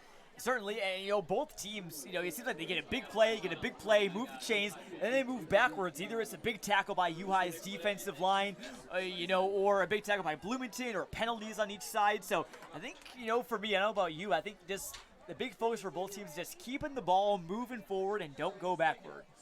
Absolutely, and I'm sure U-High, like I mentioned, they're probably talking about that because despite all the penalties, they've really have moved the ball pretty well, and even through the air, despite, not necessarily being their main focus, they've been running pretty well. But yeah, those penalties have just been shooting themselves in the foot, and I guarantee you that's what they're going over right now. Certainly, and, again, U-High, Bloomington, both two teams that are 1-0. A win for both these teams would just be massive, especially really for both teams. For U-High, because they go into a Central State 8 East conference that features Rochester, the Class 4A state champion last season, Glenwood, a Class 6A state quarterfinalist who lost to Washington. I remember we were at that game. And then, Bloomington goes into a Big 12 schedule that they've already started against Danville last week. That sent 7 teams to the playoffs last season. So starting 2-0 is going to be really key for both of these teams. Yeah, so this isn't a conference matchup. It's not really going to affect that outcome at the end of the year. But like we said on the podcast this week, it will really affect the momentum that you have going into the season. You start off 2-0. It's a lot different from starting off 1-1. You get those questions out of the way a little bit, get that momentum going, and it sets you up in a lot better situation going into the midseason mark.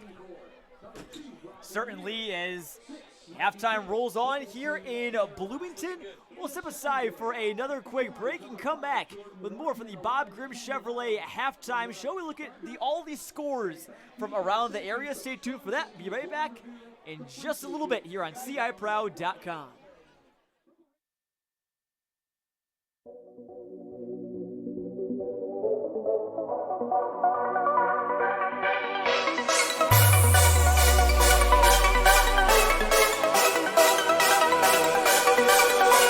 Central Illinois, we're going to overtime.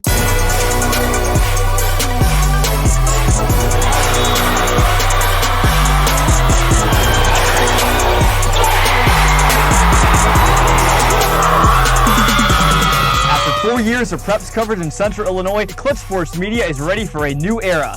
CSM Overtime. What is CSM Overtime? We're going beyond the broadcast to give you in-depth coverage of your teams. Your stories. Your stats and standings. Your highlights and action shots. With your subscription, you'll get to see news and feature stories from all sports, up-to-date stats from around the area, and thoughtful analysis from our team of experts. As for our broadcast and social media coverage, it's only getting better. With your support of Clutch Sports Media Overtime, we'll continue to grow our free broadcast coverage with more sports, more games, and more innovation. And thanks to our partnership with Too Efficient Media, your social media feeds will be filled with Central Illinois' best sights and sounds. CSM Overtime will also give you access to full galleries from some of the most talented photographers and videographers in our region. As the new season approaches, it's time for more. More action. More stories. More coverage of all Central Illinois sports. It's Clutch Sports Media Overtime.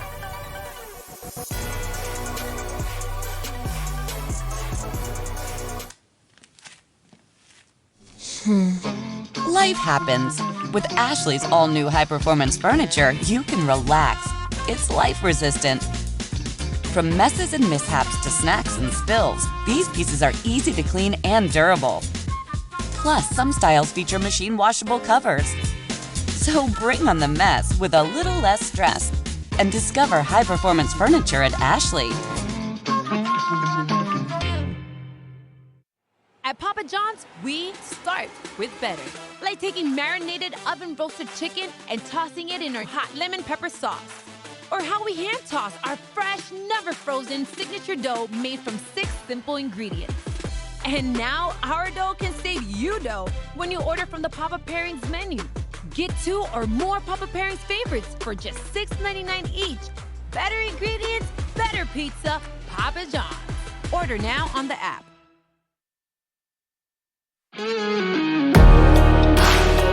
Passionate, focused, strong. Qualities that you look for in a great athlete, and also a great lawyer. At Strong Law Offices, injury law is at the heart of what we do. Our team is on your side. When the game is on the line, let us tackle your claim. From the very beginning, she was my support, my cheerleader, always giving me the best she could. Now it's my time to find the best for her. And that started with a call to Shannon Fauner, Sunflower Real Estate Group. Their lifestyle transition experts became part of our family, working with us to find the right fit for Mom, making sure she was ready, and getting her excited for her new home. Shannon Fauner, Sunflower Real Estate Group, the key piece to your puzzle.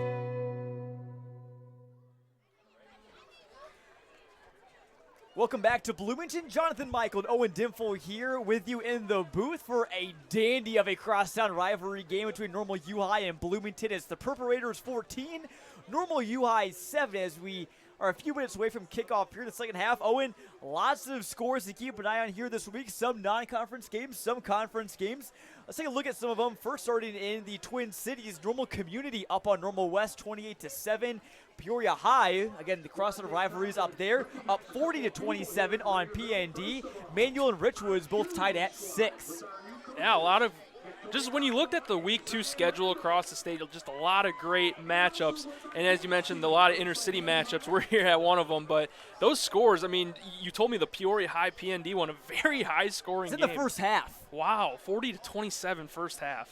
Those two teams, every time they face off, I was looking at their past history.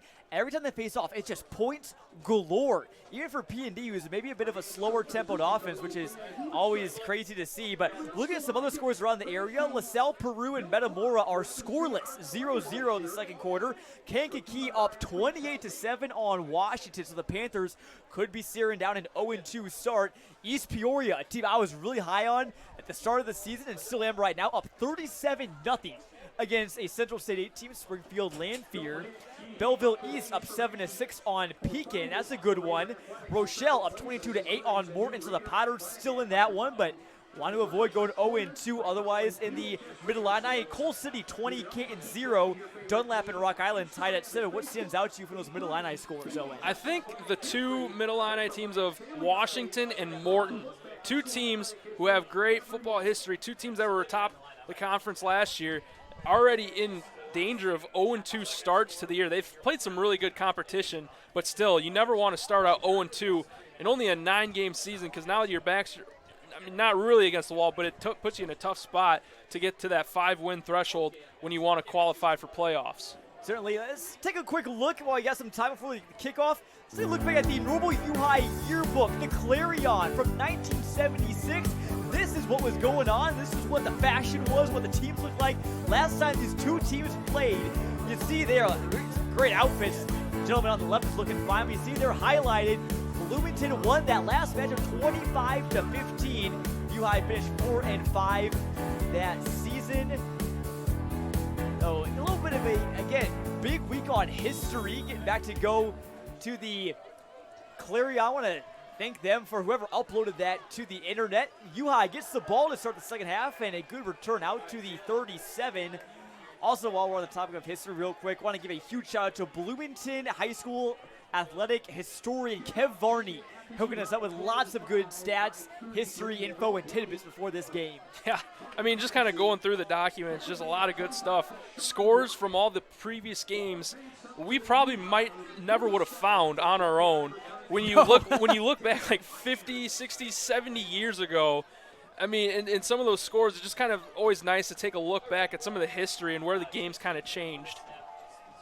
Certainly, Bloomington leads the all-time series 33-18, by the way, but Carson Stevens is breaking free, and U-High is in business again. A pickup of 24 on 1st and 10.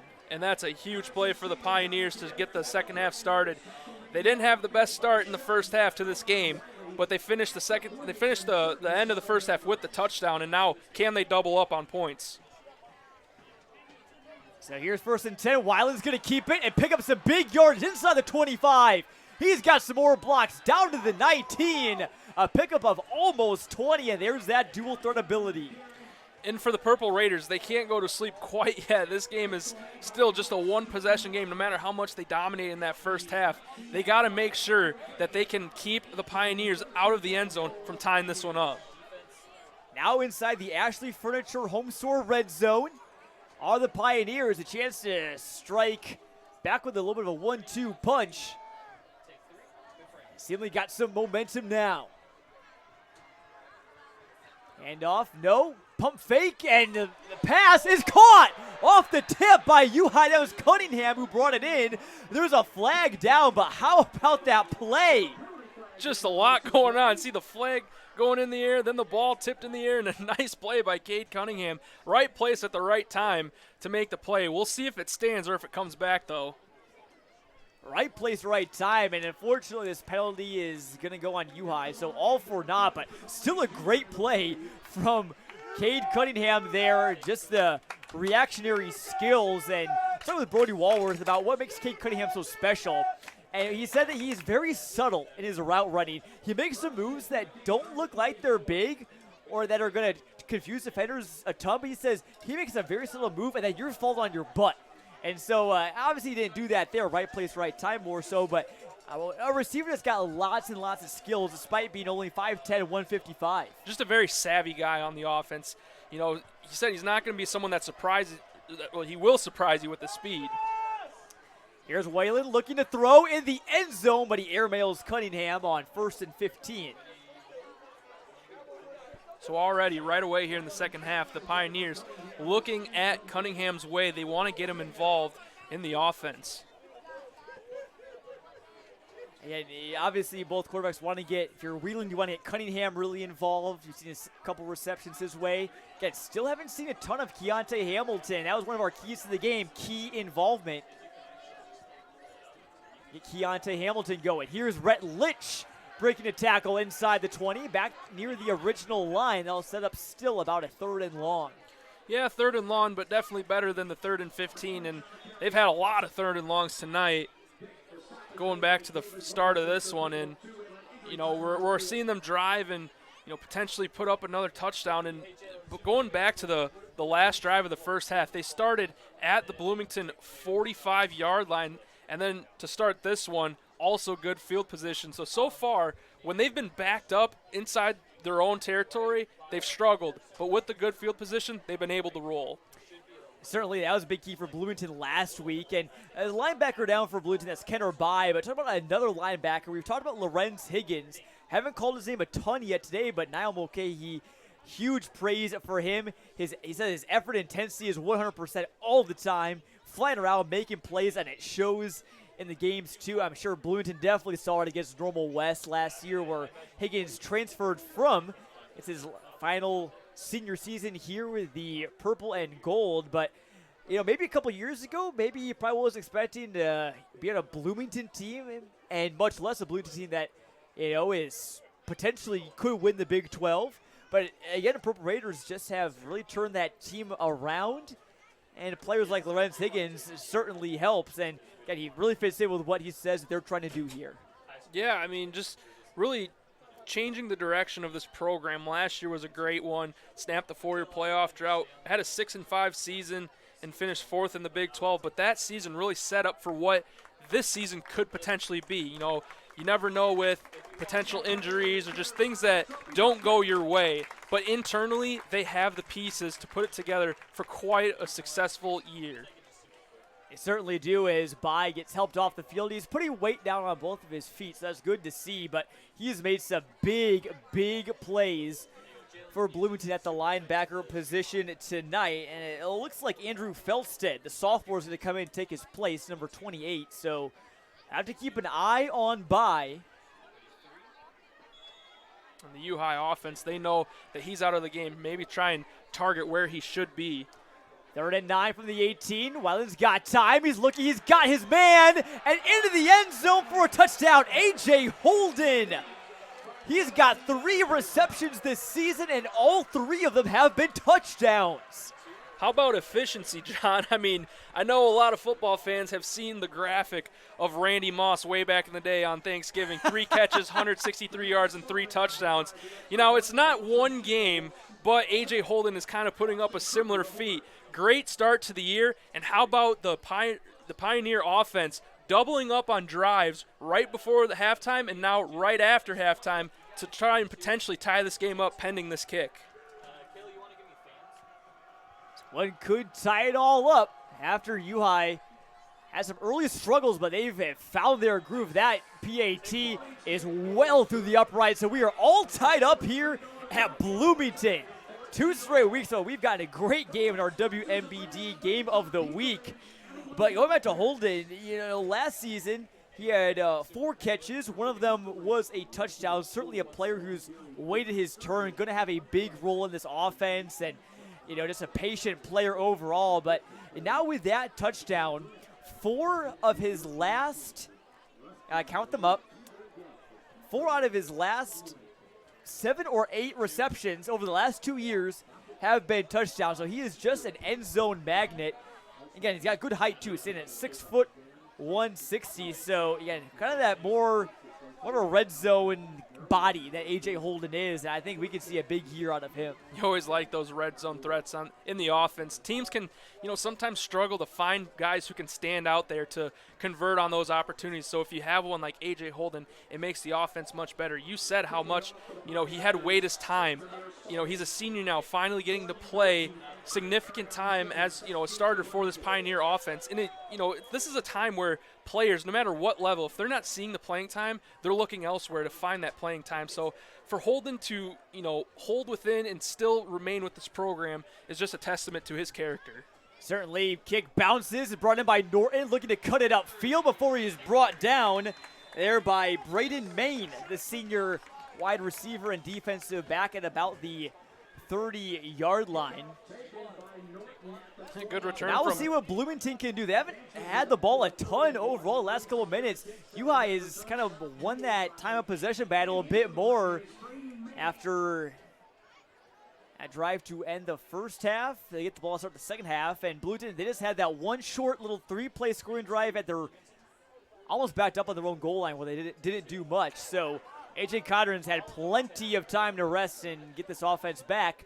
Although you got to wonder, does that hurt your team at all? You want to stay hot, get back out in the field. I think that is always kind of the biggest thing, the consistency, always, you know, being out there. But for the Purple Raiders, they're going to have to find some quick, positive plays. If they find some negative ones quick, now you're going to see momentum shift to the Pioneer sideline. Here goes Kimball across the 40. It's a foot race down the sideline. Myers in pursuit. He can't bring him down, but finally he's pushed out by Life Campbell inside the 10. A huge chunk play from Mikey Kimball.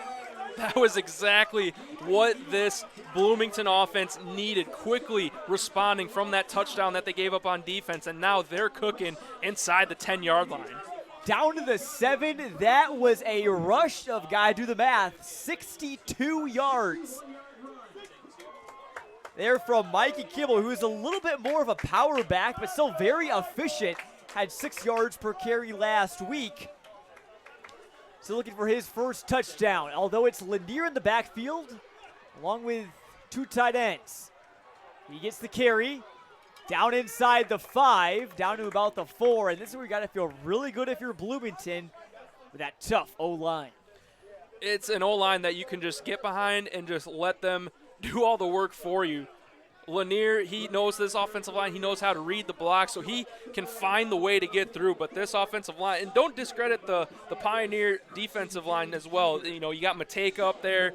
He's had a great game, and, you know, this is going to be a big opportunity to see if the Purple Raiders can find a way to retake the lead.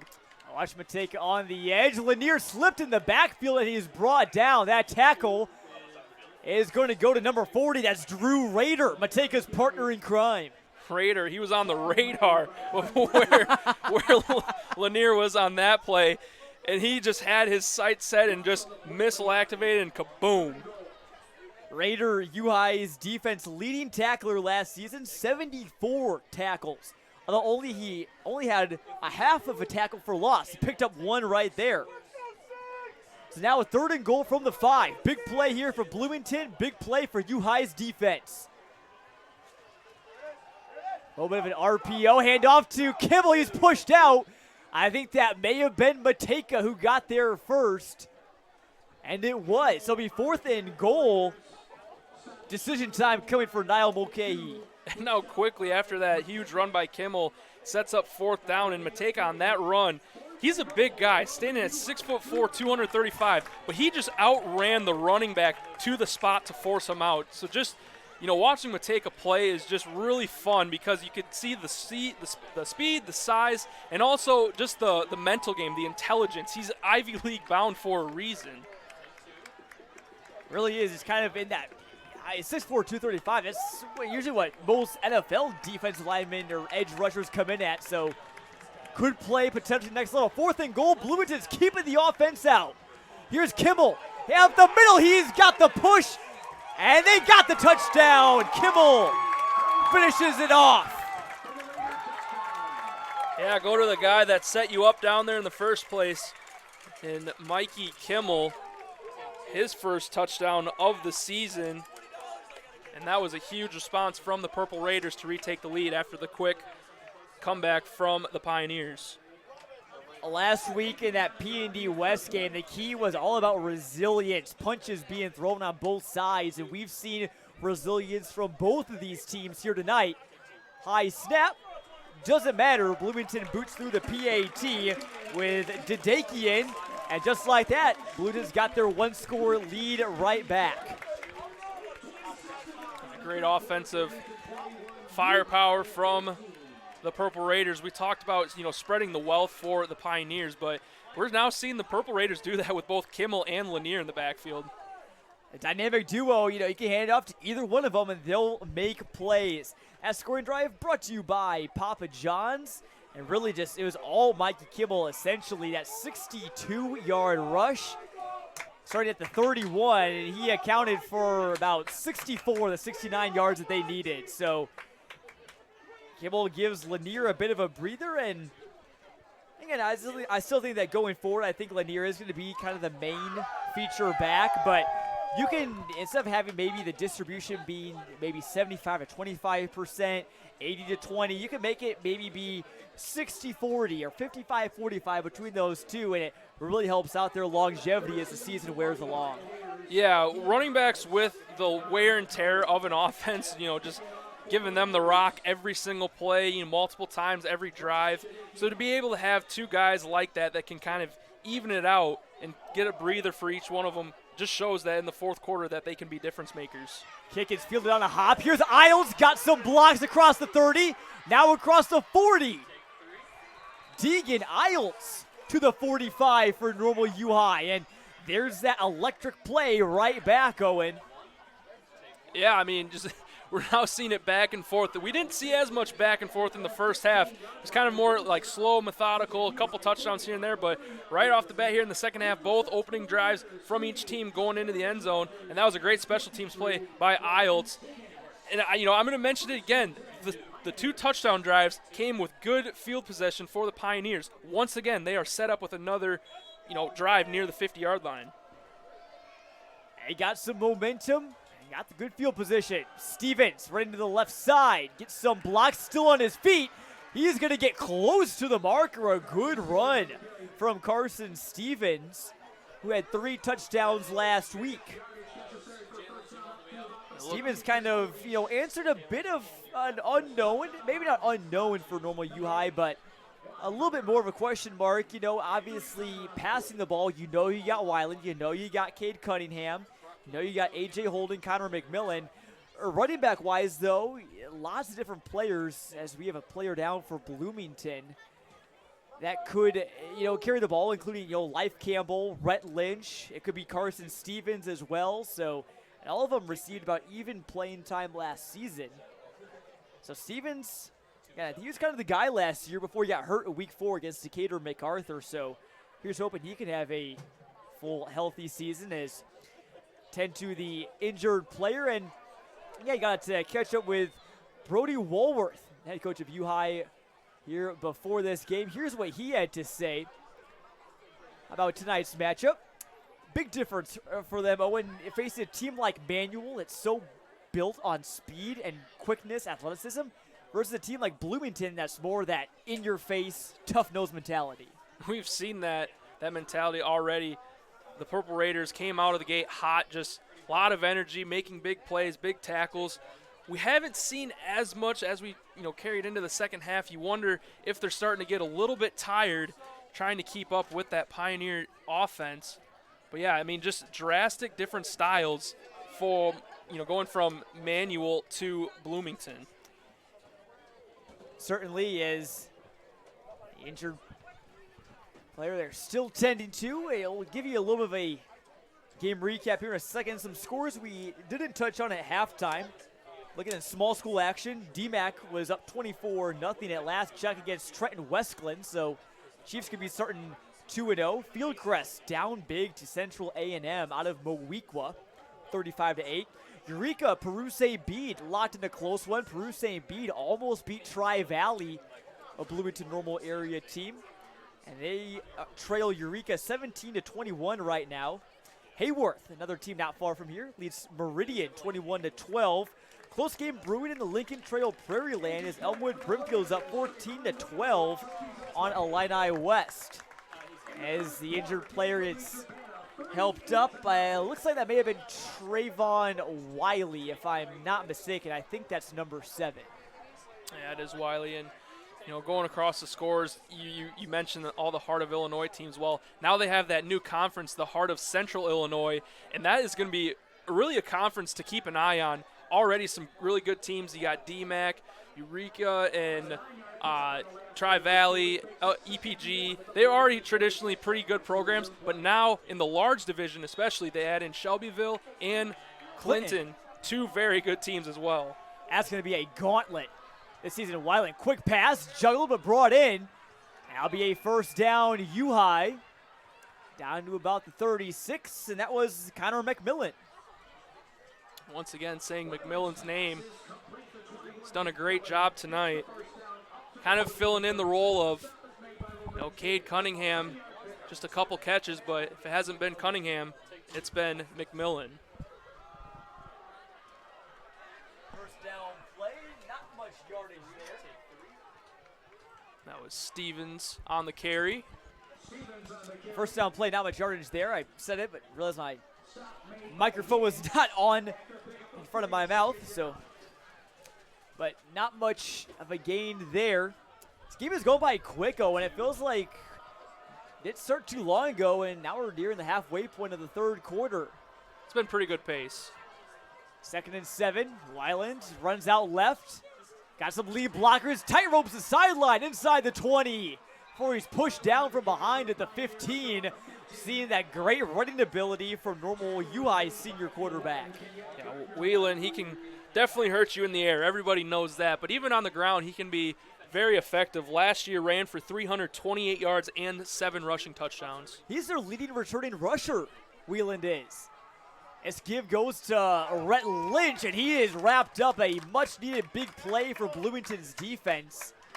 Haven't seen that in a while, and I think Lorenz Higgins got in there for one of his first tackles.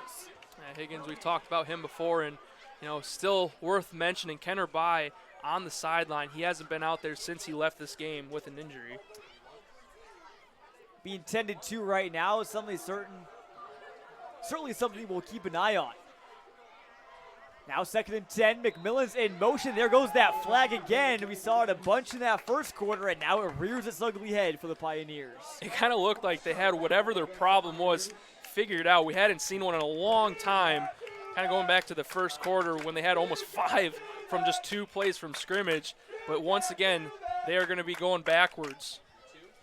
And normal UI, instead of having a 1st and goal at their own 10 back in the first quarter, moved backwards with 3 straight pre-snap penalties, had to end up kicking a field goal when the snap was fumbled. Here's Stevens off to the left side, and not much doing there. And UI has been liking that run to the left side. Yeah, just kind of like that run through the tackles. You know, on that left side, that left tackle, it's Cole Mateka leading the way for the blocking. And why not run behind Mateka? I mean, you have a guy that's strong, athletic, probably one of the best players on the field at all times, whether he's on offense or defense. 3rd and long here for UI. They need the 5. Little jump pass and incomplete. That was big old Caden Walls getting in there, number 79. John, I'm watching that play, and the first thing that came to my mind, he almost had the interception, was B.J. Raji's interception against the Bears in the 2010 NFC title game. It was just, you don't see the big guys make, interceptions like that, and Walls almost had a chance to make the big play. B.J. Raji, I'm sure, coming right to mind because Owen is a Packers fan. I'm a root for the good guys in Chicago. Here's a 35-yard field goal coming now from Demir Spalding. Kick is up, and it's got plenty of leg. It's up and through. So Pioneers cut the lead down to 4, and Owen, that one would have been good, I think, from probably 50.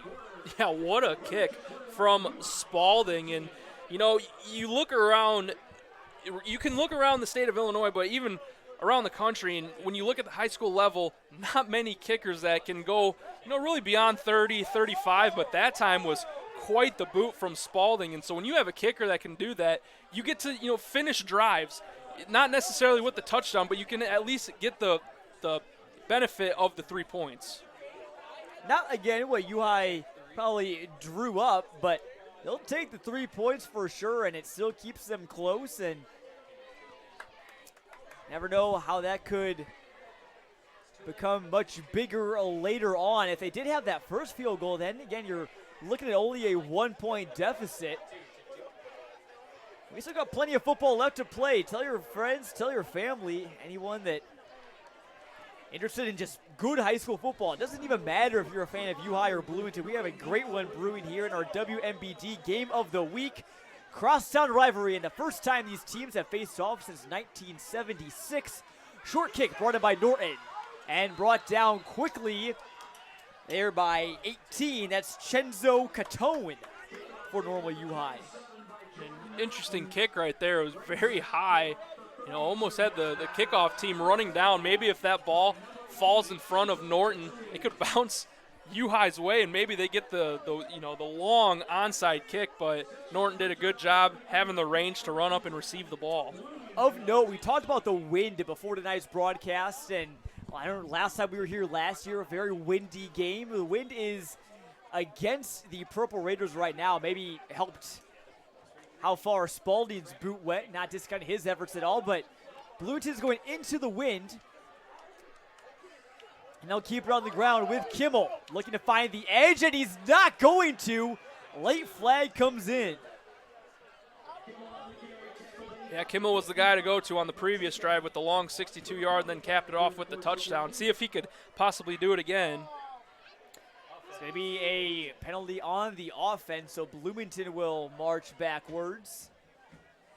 Again, we talked so much about field position. Overall, pretty average field position. Bloomington started most of their drives around the 30, 32-yard line or so. I believe last week against Danville, almost all of their scoring drives started in Danville territory, and their average starting field position was near midfield. That's just a huge added bonus for the Purple Raiders, who now face a 1st and 20. Screen pass goes to Lanier. He's being chased from behind and wrapped up. That was 61. That was Charlie Carrot, the defensive lineman, getting out there. There's a flag on the field again. Now 2nd and even longer for Bloomington as a defensive lineman in those screen passes, you're maybe not blocking someone as much. Those linemen are coming out to set those screens, and occasionally you can Find a wide open tackle and a TFL. That's what Karen got right there, his second of the season. Well, notably for U-High, it's the defense that isn't playing with Martin Donahue, big player for them last season. It's out with an injury tonight, so think how good this defense could be if they do get Donahue back sometime this season. And watching the Raiders offense, they're really setting up that screenplay. It's that motion man who runs to the right. They've been having routes ran with him, but that time they can run it, fake it, and then get the back end of the halfback screen with it as well.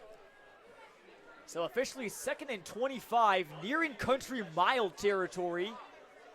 Hamilton in motion. Kodrick fakes over to Tyndall. Now we'll throw to Hamilton for another short gain up to about the 22. So that helps, but not much. Yeah, I mean, you'll definitely take it. Anytime as an offense, you always will take the positive play.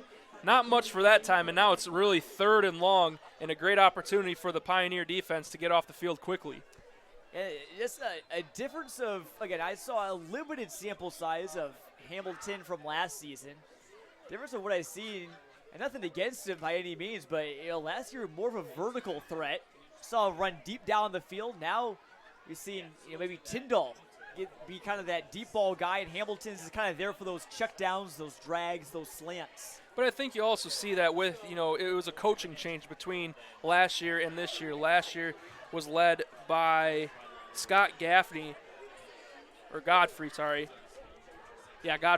And now it's into the Niall McCauley era. And so you wonder, there's probably some offensive scheme differences. They came from the same tree as Mulcahy was an assistant, but I'm sure he has his touch on a little bit of different plays. Exactly. Here's a 3rd and 20. Hamilton again running that drag route. Kodrin's going to look his way. He's got some room to run. Makes a move. Makes another move. Still on his feet. Back near the sticks. And a nice job by Hamilton staying alive, making some plays, but ultimately too many Pioneers in the vicinity. Yeah, Hamilton gave the offense a chance with his shiftiness right there. And yet again, another offensive pass play where, it looks like they're going one way, but then they throw it to the back end of the field, and Hamilton brings it back to the original line of scrimmage, but with 4th and 10 at your own territory, they're making the right call here, punting this ball away and just relying on your defense. Played well tonight. McMillan back deep to receive this kick into the wind. Muffs it at the 35, but picks it right back up. Now limit his return yardage, but U-High avoids the worst case scenario and will start at about their own 38 with 4:28 to go here in the 3rd. Curious to see what we'll see on this U-High offense. When we've seen Wayland run a bit more. We've seen Stevens and Lynch perform well, and we've also seen some good passes too to guys like Cunningham, McMillan, the touchdown, the latest one to hold it. Something that Mulcahy really wanted to see out of his defense was limit what Wayland can do as an offensive playmaker. And so far, done a pretty good job, limiting him through the air, but he's still been able to make some plays on the run. Wayland looking to find, so he's got Cunningham, but now rolls out, trying to make something out of nothing. He's going to dump it off to Cunningham, and he is lit up. For a short gain, a flag is down. That was Juan Rivera again with the hit. His 5th tackle at least. Yeah, Rivera just hard-hitting safety. I don't know about you, John, but if you have the football, I wouldn't want to be in the vicinity of Juan Rivera. See what this flag is about, and a big factor in tonight's contest. It's a personal foul against Bloomington,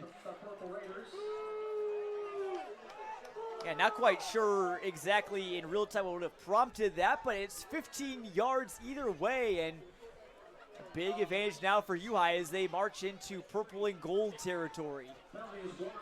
I think really it could have been either the hit on Wayland or maybe the tackle on the receiver. I think that was Cunningham who had the ball on that time, but I think it was most likely the hit on Wayland. 1st and 10 now from the 43. Wayland's put himself in dangerous ways sometimes tonight, and as Rob Lanier, or I should say Mikey Kimmel, claps, he knows this penalty is going to be on U-High. So move it forward, move it back. all in all, I think both teams haven't really been hurt or positively affected by flags. I think they've kind of shaken out fairly evenly on both sides. Yeah, I think it's just been a lot of mistakes that coaches definitely want to see cleaned up. 1st and 15, pitch out. Here's Stevens out across the 40 before he's brought down on the sidelines by a combination of Kimmel and Tavarian Rogers. Now back to almost the original line of scrimmage. See if the Pioneers can keep the ball rolling.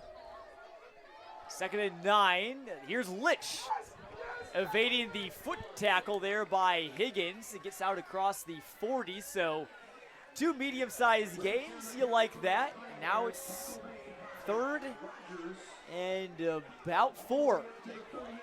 Playbook is wide open here for U-High, I would think. I think we're going to see kind of that little RPO fake handoff pass to Cade Cunningham on the slant. They've really liked that option. Cunningham's at the top of your screen. And guarded by Gardner. Here's Litch. He's going to be close to the sticks. Either way, I think U-High's offense is going to stay on the field. He's going to be short, I think. Yeah, you're kind of sitting in no man's land with this one, so you're already down 4, 3 minutes to go in the 3rd quarter. You got nothing really to lose on this 4th down. Even if you turn the ball over, the Purple Raiders are going to get it in position where they've usually started most of the night. What do you think could be coming here, Owen? My guess, run behind Colt Mateka and let him plow the way. And we see Stevens in there right now, so if it's going to be a handoff, it will be Carson Stevens. He's got Lynch, fullback, to block for him as well. Heavy set. It's Stevens, and he was hit. And I think he's going to be short. The Purple Raiders defense makes a stand and will take over the football. Just a big stop right there for the Raiders. What a play. Holding strong, only had a yard to really give up, but they just walled it up front and not allow Stevens to get across the 39. I think Higgins was the first one there for Bloomington, so after a quiet first half, he's starting to come alive. Now again, we move on deeper in this game. Score for Bloomington could be big. Kind of just want to find that insurance padding. If you can find a way into the end zone again, make it a 2-possession game. Even a field goal would work as well. Here's Cadron looking for Tyndall, wide open. It's a foot race to the end zone. It's going to be close. Tyndall wins it. A 65-yard connection, and he beats Lawson Schickel for the score. How about that? The quick strike. Yeah, we've seen Tyndall kind of go on that go route a lot of times tonight. It's worked. And the Purple Raiders, they really like that play. We've talked about, in years past it's been Keontae Hamilton, but maybe Tyndall takes on that role this season. Tyndall had a long catch near the start of this game, adds that one on today. He's near 100. He didn't have a catch last week, so kind of a breakout party for the junior wideout. And there's that immediate insurance, Owen, you talked about it. It looks like they're going to go for 2 to try and add just a little bit more.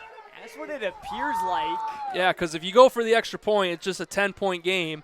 But if you can get this extra 2-point conversion, it now makes it 11-point lead, which means you would need a touchdown, 2-point conversion, and a field goal to tie it up if you're the Pioneers. It'd make it a 12-point lead, actually. Scoreboard hasn't updated yet, at least here at Fred Carlton Field. It's 27-17 as it stands right now. There's some discussion going on the field right now. Referees talk to both sidelines. I think this play is standing, obviously. There's no flags. But, again, the advantage of going ahead 12 is obviously you go for 2 after a touchdown, get the field goal, and get 11 points back. But 12 makes it just a bit harder. It's Cadron with Lanier to his left and 2 wideouts. It will go Lanier's way. He had 2 2-point conversions last week, but not here right now. That's a big, big stop for the Pioneers defense. Yeah, keep it within 10. Now, as we said, if it would have went to 12, that's 2 touchdowns. Oh, I wonder if they didn't call it a touchdown. Apologies, folks.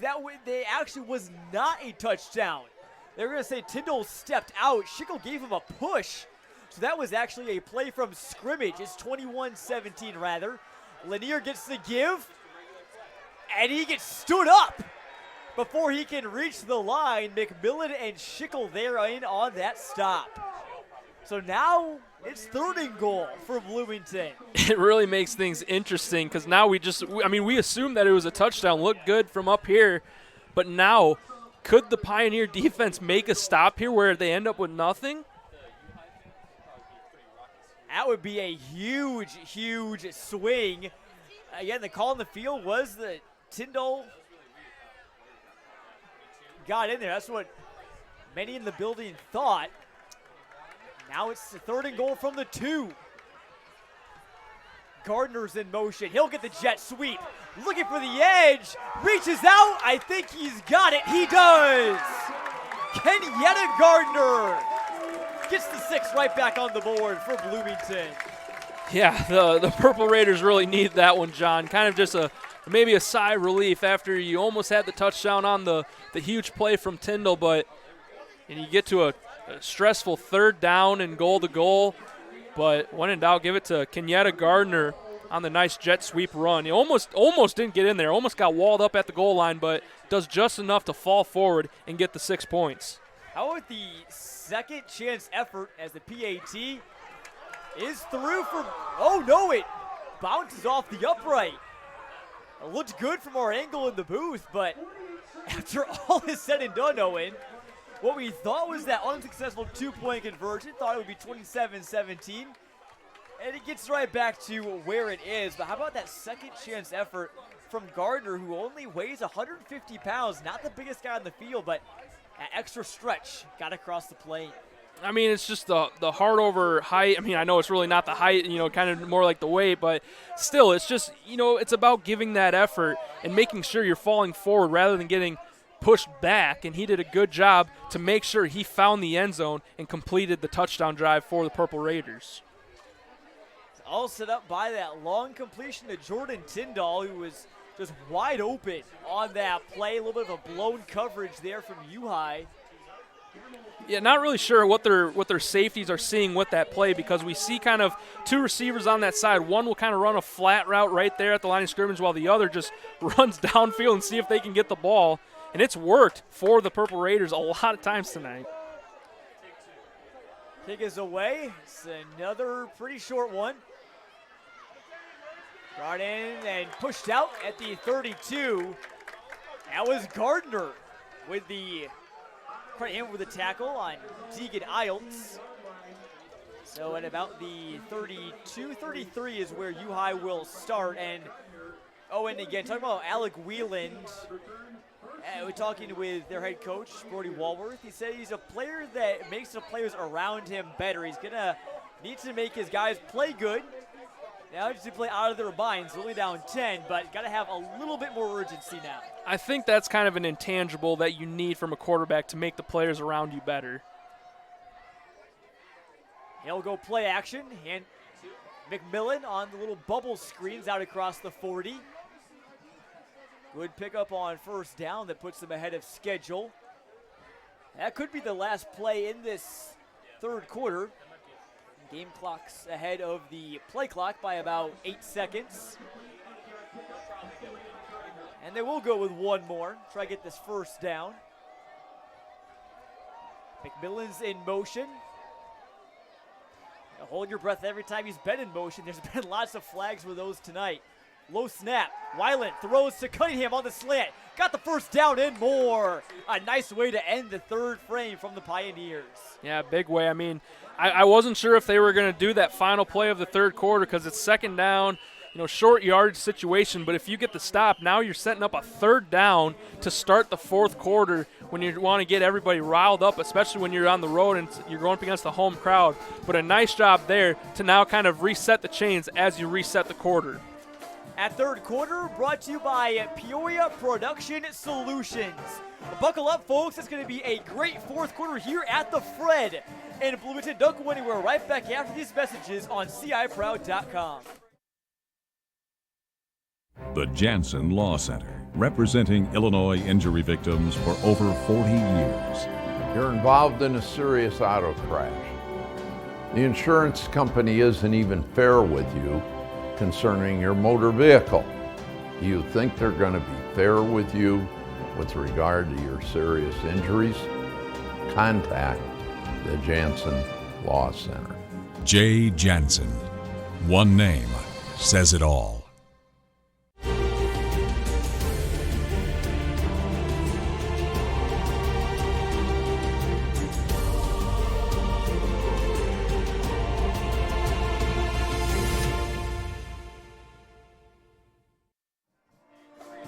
And welcome back to Bloomington. It's the Purple Raiders 27 and the Normal UI Pioneers 17. Both teams looking to go 2-0. Pioneers are driving. It's a big 4th quarter here, John. As you said, a chance to start 2-0 for either team. This is a big moment early in the season. Another quick pass. McMillan's way. He gets close to the 1st down. How about just the trust between Wayland and McMillan? Again, McMillan in his 1st year playing football, in case you're just tuning in, guy that played baseball, and now he's a starter on both sides of the football and bringing in lots of catches for U-High tonight. Stevens gets the give. He picks up the 1st down and more, running right through the teeth of the Bloomington defense. Yeah, going back to the last catch by McMillan, I mean, coming into the year, Coach Walworth knew that this was a very inexperienced group outside of Cunningham, but a lot of depth, and we're seeing that firsthand tonight. Down to the 24. UI could make this a, relatively speaking, almost an even ball game with lots of time to play with a touchdown here. Campbell gets the carry, sheds a tackle. Down near the 20. You guys done a nice job this drive, Owen, of just making sure the ball keeps moving forward. We talked about it during halftime. Yeah, keep moving it forward and avoid the false start penalty. I mean, that's been just a huge factor for them on offense tonight of why they have negative plays. Ball spotted at the 21. The 2nd and a long 5. Handoff goes to Stevens, running on the right side this time, and not much, but they do get into the red zone. 3rd and short, and this is 4-down territory, I think, for sure for UI. But then again, you do have Demir Spalding, who could just give you a safe 3. I think really that decision isn't really decided yet, kind of waiting on this play. I mean, we'll see what happens, but they could go either option. 3rd and 3, low snap. Wheeland keeps it himself. He'll have the 1st down and more. Wheeland dives across. He was just short inside the 1. Tremendous effort from Wheeland. I thought he was going to just stumble into the end zone for the touchdown, but goes out at the 1-yard line, so they'll have to run another play. But, yeah, here's the Pioneer offense trying to scrape this deficit away. Wheeland again, 270 yards last week with 4 touchdowns. Had a quarterback rating of 154.9. Gets it done with his legs there. Handoff, and a little bit of a hiccup on the handoff as a big TFL, Rob Lanier at linebacker. Yeah, I mean, assuming the linebackers have been like By and Kimmel tonight, but 2 different names, especially Lanier, on defense making the tackle. A loss of about 3 or 4. UI back to the 5. Wheeland will run it. Similar looking play. This time he puts his head down and he's got 6. Alec Wheeland, a dual threat quarterback, finishes off the drive, and U-High is right back within 4. could be back within 3 pending this PAT. That play design very similar to the last run that he had. Kind of get the read option with some pulling linemen out in front of him. That time without a question getting into the end zone. Here's Spalding for the PAT from 20 yards out. That's got plenty of leg. That one is through. It's 27-24. Back to our 3-point game we had just a bit ago.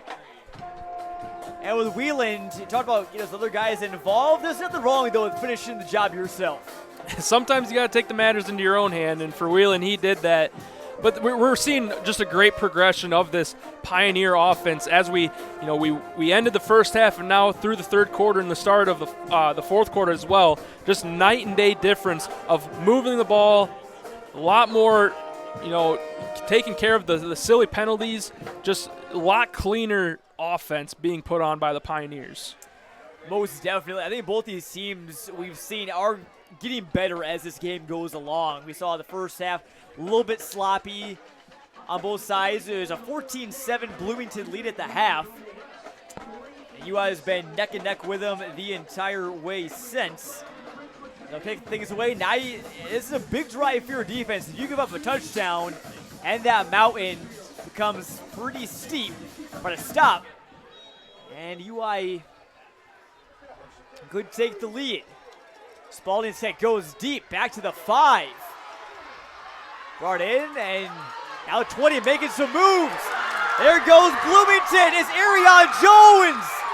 A couple men to beat. Down the sideline, cuts it back. It's a house call. 95 yards for Arion Jones. Listen to this crowd.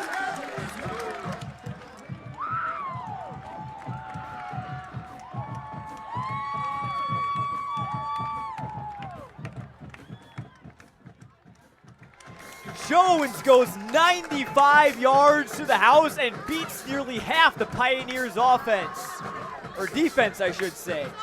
Just an electric play from Arion Jones, a guy we haven't talked much about of the night, but he might have just made the difference maker in this one. And anytime you can get scoring opportunities and big plays from your special teams, you're looking good the rest of the way.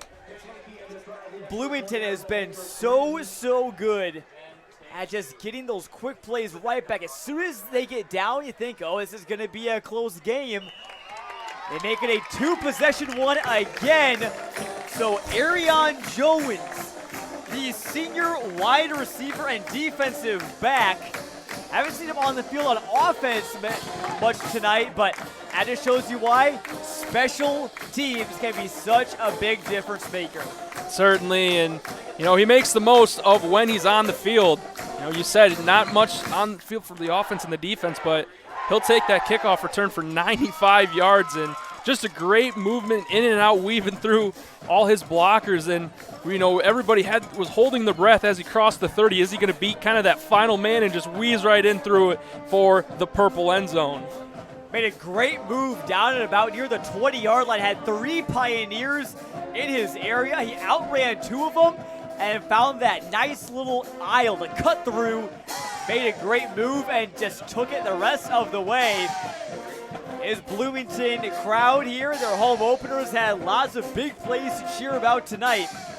Their Raiders lead 34-24. Now, how do you respond? What do you do if you're Brody Walworth, Alec Wheeland, or the rest of the Pioneers? I mean, the whole game has really been how you respond. They started out down 14-0, then they came back to tie it up 14, and ever since then it's just been back and forth. They give up a touchdown, they score a touchdown. Just they got to continue the fight. There's still a lot of time in this game with 9:14 on the clock. Kick brought in near the 25 and up to about near the 40. That may have been Bodie Clemenson, the tight end, on the return.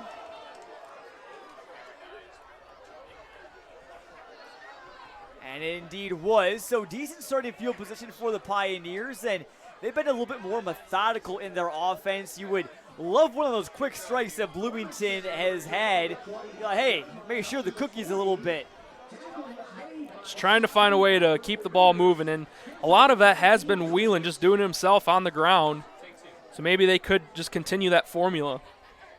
Another play action. He's looking for Holden. He's got it. And he's carrying a man with him. He fumbled the football. And Holden, I think, got it back. Incredible stroke of luck. There were Purple Raiders all around him. And Holden somehow brought it back in, and it's still Pioneer football. John, sometimes it's better to be lucky than skilled.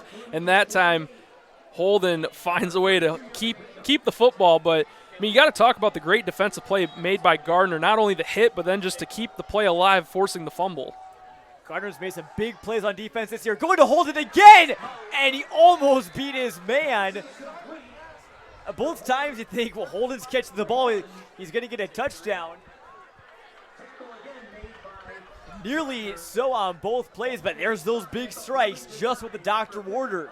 It looked like the same exact play being ran, and Gardner, if it wasn't for that shoelace tackle, Holden would have been in the end zone again. They'll go to the ground this time with Stevens. Cuts it back, stays on his feet down to the 1. You can see the fight from Normal U-High all the way from here in the booth, Owen. They're fighting their butts off, and they're going to need to the rest of the way, but so far so good, not giving up in this one. And, Bloomington, they got the 10-point lead, but it almost feels like they're on the ropes, even with a lead. Their defense has got to step up. You can't just give U-High your score right back. Now from the 1. Another low snap. Wheelan keeps it. And he falls into the end zone. Another touchdown on the ground for the Normal U-High senior quarterback, Alec Wheelan, his second of the fourth quarter. Last week, it was all about the touchdowns through the air. He had 4 of them against Manual, but now this week, a lot of them on the ground today. All set up by 2 huge grabs from A.J. Holden. It got them down to about the 5-yard line. So U-High gets it right back. And their PAT is nearly on to the street behind the goalpost there in the west end zone. So 34-31, Owen, is just back and forth. Sooner or later, we're going to have one play we're going to look back on and say that was the play that defined today's game. 8:09 is going to seem like a long time. Yeah, and I mean, we talked about the offensive anticipation in this one. We didn't see in the first half, but the second half really kind of, filling our need with all these touchdowns, kind of shaping up to be the game that we thought we were going to have. And it's been an awesome one, John. I mean, just glad to be here. Fun environment, just an overall great night of football. Can't ask for much more. Maybe you could ask for a Papa John's pizza. That scoring drive brought to you again by Papa John's. I thank them and all the rest of our sponsors that help make tonight's broadcast possible, including also Michael's Italian Feast and Joliffe Glass. So now the U-High defense has got to lock in. We're going to be watching Cole Mateka, I think, on this drive. Another sky kick from Spalding. How does this kick coverage unit work? Here's Norton being brought down. Behind at the 31. Bloomington fans want a horse collar tackle, but they're not going to get one. Yeah, I think it's a good call. I mean, good no call, I should say. It was a high tackle, but I don't think he had his arms within, or his fingers within the shoulder pads to bring him down. That's the key point. I think you have to have your hands inside or within their shoulder pads. On top, it looks like it is. You really can't tell the fingers are inside those shoulder pads or not, but I agree with you. I think that was a good no call as well. It wasn't exactly clear. I think when in doubt, got to keep the flag in your back pocket. So here is Cadron in the Bloomington offense. Hands off to Lanier. And a short gain there. Mateka was involved, and we were talking before this game, Owen. Cole Mateka, he would love to Mateka the ball away. Mateka the ball away, yeah. I mean, just a great name play off of his name, and it's just a fun name to say, and just a great player overall. We haven't really seen him as much in the second half. He was a dominator in the first half, so I wonder here late in the fourth quarter if the Pioneers can get a couple stops from their game record. Also haven't seen a ton of Rob Lanier in the second half for Bloomington either. It's mostly because they've scored so quickly. Now you're probably going to slow things down. They will go pass here, out to Hamilton. And 4 Pioneers bring him down again. Matejka in there along with 66 Clay Nord, who had some huge tackles in the first half, and Ethan Keyser as well. Yeah, just about everybody was in on that play. Good pursuit defense from the Pioneers, and now they've put the Raiders into a 3rd and 5 situation where both teams are facing a big play. This is a big one. 3rd and 5 from their own 37. U-High's 4-man defense in front. Matejka at the top of it. Stunts inside. Cadron throws in and out of the hands of Norton. He wished he could have had that one back, and U-High may get another crack at it, Owen. You made a good point earlier of what's going to be the one play that could tip the scale in this one, and that was a big miss right there on 3rd and 5. Now 4th down. Do the Raiders go for it in their own territory? I mean, I feel like you just got to trust your defense here. It's a little too risky. You have the lead right now to, roll the dice and try and go for it. Yeah, it's been all about field position, and you don't want to make it any easier for U-High. You've shown that they can move the ball pretty well here in the second half, especially after only putting up 7 points in that first quarter. They've scored 24 in just a quarter and a half. 2 rushing scores from Wheeland. Load of a corkscrew punt. It goes out of the 38, so only about a 25-yard kick. And I think this U-High offense, and even though it's getting colder outside, they've been heating up. That momentum, I think, is becoming a big factor for them, and they've just got it done a running and passing tonight. They've finally been able to figure out how their offense rolls tonight against this Raider defense, and they've been able to do it both on the ground and in the air. So we'll see what approach this drive could take on from Alec Wheeland. Biggest lead tonight by either team. Bloomington led 14-0. Ever since then, it's been about a 10 or 11-point game at most.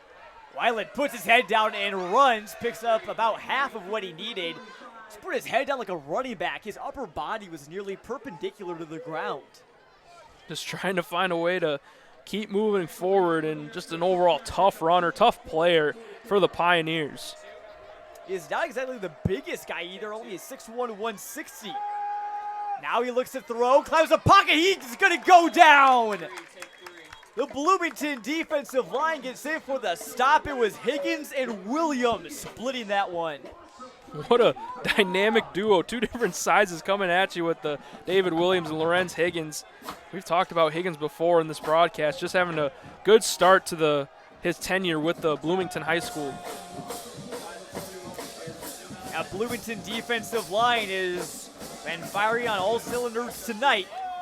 Comes away with their first sack of the evening. Matejka fixes Wayland's shoulder pads. 3rd and 8 here from their own 40. Play action again. Wheeland's got plenty of time, going deep. Can't hook up with Cunningham. But a flag in the backfield, we'll see what this is. Kind of just looking at the vicinity of the flag where it's at in the backfield. Could be a holding penalty here. If you're an IMOK, do you accept or decline it? Want 3rd and longer or 4th and 8? It is declined, so they will set up U-High with a 4th and 8, 5:19 to go, and to not many people's surprise, the offense still in the field. I think he's making the right call here. Put the pressure on the 4th down and 8 inside your own territory. Got to have it play right here. This is now the biggest play of the game so far. 3 wide receivers and a tight end for Wheeland. Tries to get it with the hard count. Bloomington doesn't bite. Mulcahy yelling at his defense, at his secondary and Gardner. They will pooch punt it. And it's going to take a big U-High roll. Look at this, inside the 10. Down to the 5. A 55 yard boot rather for Alec Wheeland. That may not turn out to be so bad after all if they can get a 3 and out. I mean, what can't Alec Whelan do? He can run, he can throw, and he can punt. Now, I was watching that 4th down play as Whelan stepped back in the punt position. Earlier in the game, they kind of had a similar situation play out, but Whelan actually threw it to Rhett Lynch and got a 1st down. You hear about, RPOs, run-pass options. You ever heard of a PPO, pass-punt option? That could have been maybe what UI called up there. Obviously, we don't know. But it looks like they may have been in position to potentially go for it if the opportunity presented themselves, but it did not. Tones of the Bloomington band fill the stands. Give up the middle. Lanier chugging on forward. Picks up about 4. I think inside of 5 minutes. This drive for the Purple Raiders with 5 minutes to go, it's going to be a lot about chewing that clock. You want to protect the ball, stay ahead of the downs, but see if you can bleed as much as you can. And really, ideally, you would want to hopefully just keep the ball until the clock hits 0. But, if you have to give it up, don't leave too much time for the Pioneers. 2nd and 5 from the 10. Bloomington still got 23 seconds on the play clock. They still hike it. Cadron throws it. Hamilton drops it. And it's big because the clock stops also as well. Big break for U-High. Yeah, that play, it had potential to be a big one for Keontae Hamilton, but almost worst case scenario, stop the clock, and now you're 3rd and 5 again. I don't think going for it would be an option, so this is probably a do-or-die play for Bloomington.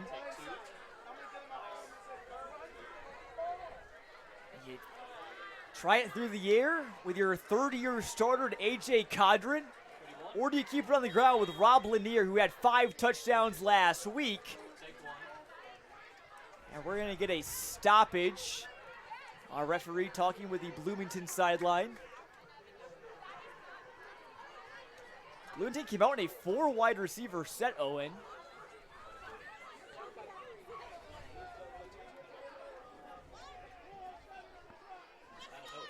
Not quite sure what's going on. We did see a Bloomington player just run down into the tunnel. It seems like maybe the refs wanted or needed something. Oh, they are resetting the game clock to 4 minutes, 7 seconds. So a little bit of a clock issue, and 20 seconds come off of it. Now for U-High, time was kind of their number one enemy, and now it just got worse with 20 seconds. But again, I think you'll take the 20 seconds rather than what more could have came off if that pass was complete to Hamilton. 3rd and 5. Cadron looking to pass, going through his progression, looking for the deep ball with Norton. He's maybe got it. 50-50 ball. Norton wins it, and Bloomington keeps the football. What a grab. John, that's just the definition of a 50-50 jump ball, wide receiver on corner, who can go get it? And really, that was a simultaneous catch. Both player had their hands on the football, but in the situation like that, the offense gets the benefit of the doubt right there. So catch goes to Jordan Norton in a game-changing play right there. Now the Pioneers are going to have to really dig deep now as the clock goes under 4 minutes. Said that this game could come down to a coin flip. Well, that was a coin flip play right there in the favor of Bloomington. So not all hope is lost if you're U-High, but Bloomington's got 3 more downs to work with. In no hurry. Hands off to Lanier. Raider brings him down. No! Lanier stays up. There's a flag down. I thought that Raider had Lanier dead to rights in the backfield, but couldn't wrap him up. See the flag on the field, and Mateka was laying on the ground with Gurveer Singh. Wonder if they're going to get Singh with a potential holding. Say hold on Bloomington. So a little bit more momentum back to normal U-High. It'll be 1st and 20 now from their own 36. And I think Owen goes without saying, you have to get a stop here. You cannot let Bloomington get to your own 44. Yeah, a stop is really essential here. You feel like one more first down, kind of moving of the chains. If you give up, now you're really going to be pressed against the wall. Of note, U-High does have all 3 of their timeouts, as does Bloomington. there's still some confusion. The referees have not officially moved the ball back yet. As our referee again, Chad Little, talked with Brody Walworth, and now they move it back. Back and forth game here between Bloomington and UI. In case you're just joining us, you made a good decision. It's been a heck of a ball game here tonight. Bloomington's been in control a bit more, but UI is still hanging on. It's got a tough defense. It's been making some plays. They need to make some more. Lanier gets a handoff, cuts it back, running behind his big offensive lineman, and still going. There goes Lanier. How did he come out of there? He reaches the end zone. 65 yards for Rob Lanier. And it's a 2-score game once again. I don't know, John. Could that be the final nail in the coffin for U-High? I mean, what a run by Lanier. He was a massive offensive X factor last week against Danville with his 130 total yards and 5 total touchdowns. Not as much today, but still effective for this Bloomington offense. He's got well over 100 yards from scrimmage, his second touchdown. I am in disbelief of how he came out of there. Low snap. SPAT just sneaks through. It's a 10-point game. Another big play for Bloomington, Owen. We had that Kibble, that 62-yard rush to set up the score. The long throw to Tyndall to set up another Komateka, score senior, by left Gardner. tackle. Hayden Corey, junior, offensive line. Caden French, Rob senior, Lanier offensive line. Dakin Davenport, senior, Get a look at the Charlie normal Garrett, UI senior, O-line. offense Alec again. Weiland, senior, A bit of a technical quarterback. difficulty Carson Stevens, there. senior, running back. Kate Cunningham, junior, wide receiver. Connor And again, McMillan, that noise senior, by wide offense that you're receiver. gonna AJ Holden, see is senior, that makes wide the big receiver. play. Bodie Clemenson, junior, Certainly, and, tight end. Down to 3:18, there was a really necessary, needed stop for the Pioneers, and they couldn't get it. So now they're going to get the ball back again, and they're going to have to score quickly and hopefully get one more stop on defense if they want to find themselves in the victory column in this one. And UI, even though they are down 10 with 3:18 left, I still don't think that they are out of life yet. They can get a big play. Certainly you look at Wheeling, look at Cunningham, Holden, a big play guy. They can strike quick, and they got all 3 of their timeouts, so you never know. Here goes Isles, looking to make some moves. Flag is down. He's brought down at the 22.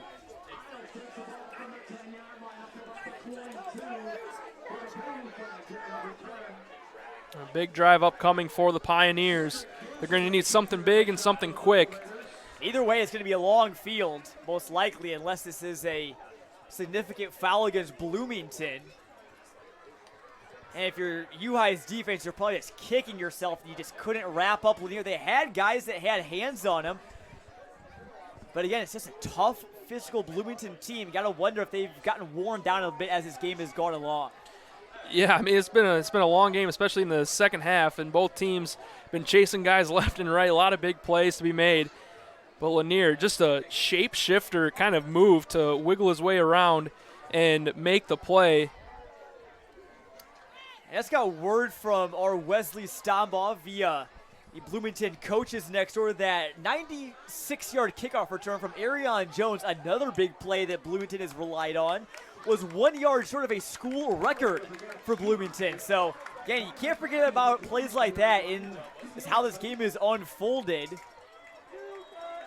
Now UI, flag was on them, so they'll start at their own 11.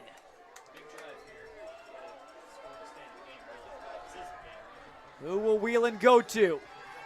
He's in trouble, and he's going down, wrapped up by Robinson.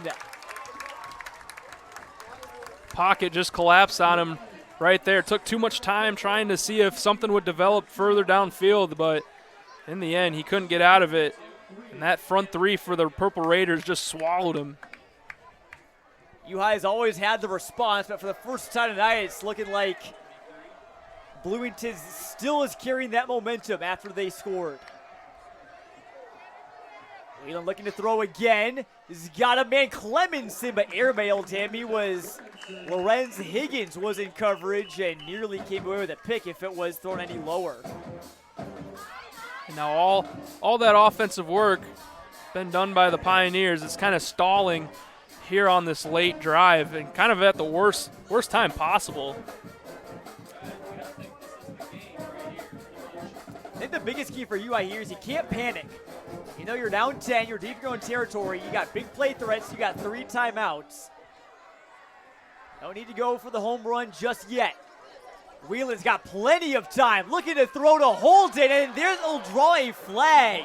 Pass interference against the Purple Raiders, I think. Yeah, I see 3 markers on the field. Wonder what this is going to be called. Has one down by the 16 too as well. Yeah, so maybe could potentially see some offsetting penalties. That would significantly favor Bloomington.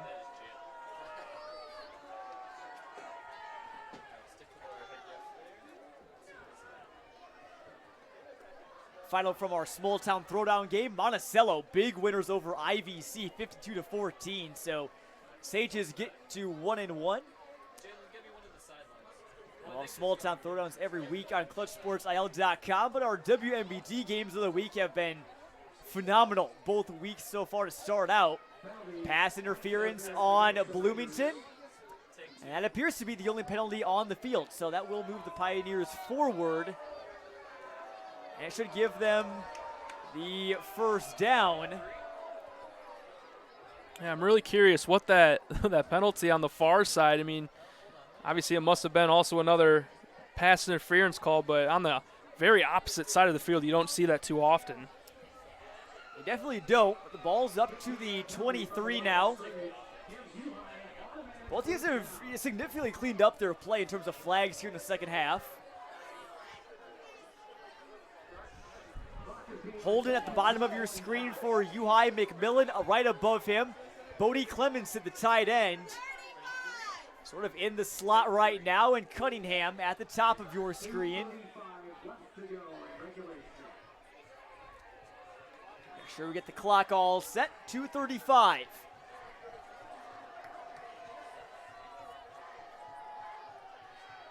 Whalen drops back. Got open. Holden to the 40 and more. Out to midfield, a gain of 26. That's the guy you want if you want a big play. Yeah, he found the open space in the coverage, and nobody was within 10 yards of Holden on that play, and he gets the yak yardage on there, yards after catch, and it keeps the Pioneer offense rolling. Out to midfield now. Whelan's under pressure again, gets rid of it, picked off by Lanier at the 40. He's gonna run it back some too. Gets the block and down to the 25. That might be your dagger. Lanier, the 65-yard rush on offense, the pick on defense. That is a big-time player for Bloomington. Big-time players make big-time plays, and for Lanier, he just did it. Now with 2 minutes to go in the game, Bloomington could either bleed out the clock or just punch it in one more time and really put this game out of reach. That turnover brought to you by Force Basements. Whelan has thrown 2 picks tonight. Again, he's played phenomenal, but just the worst possible outcome at the worst possible time of the game after a penalty, the big play to hold, and just it evaporates just like that. You know, turnovers are a big part of, any game of football, but especially at the high school level. Bloomington content to just run the ball. UI tried to strip it out and may have come out. UI's signaling it's their ball. They might have a case.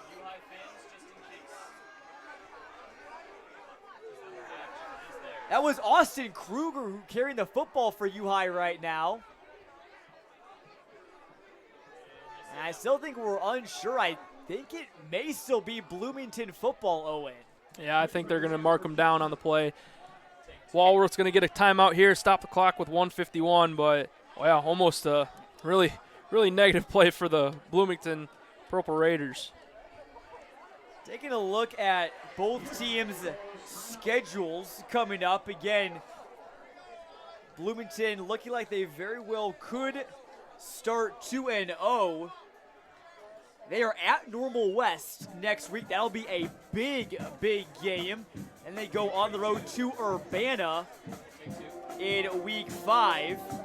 And then with Normal U-High next week, they will take on Decatur MacArthur. That's another big matchup. But then they'll also host Lincoln in week 4. Both those games at Hancock Field.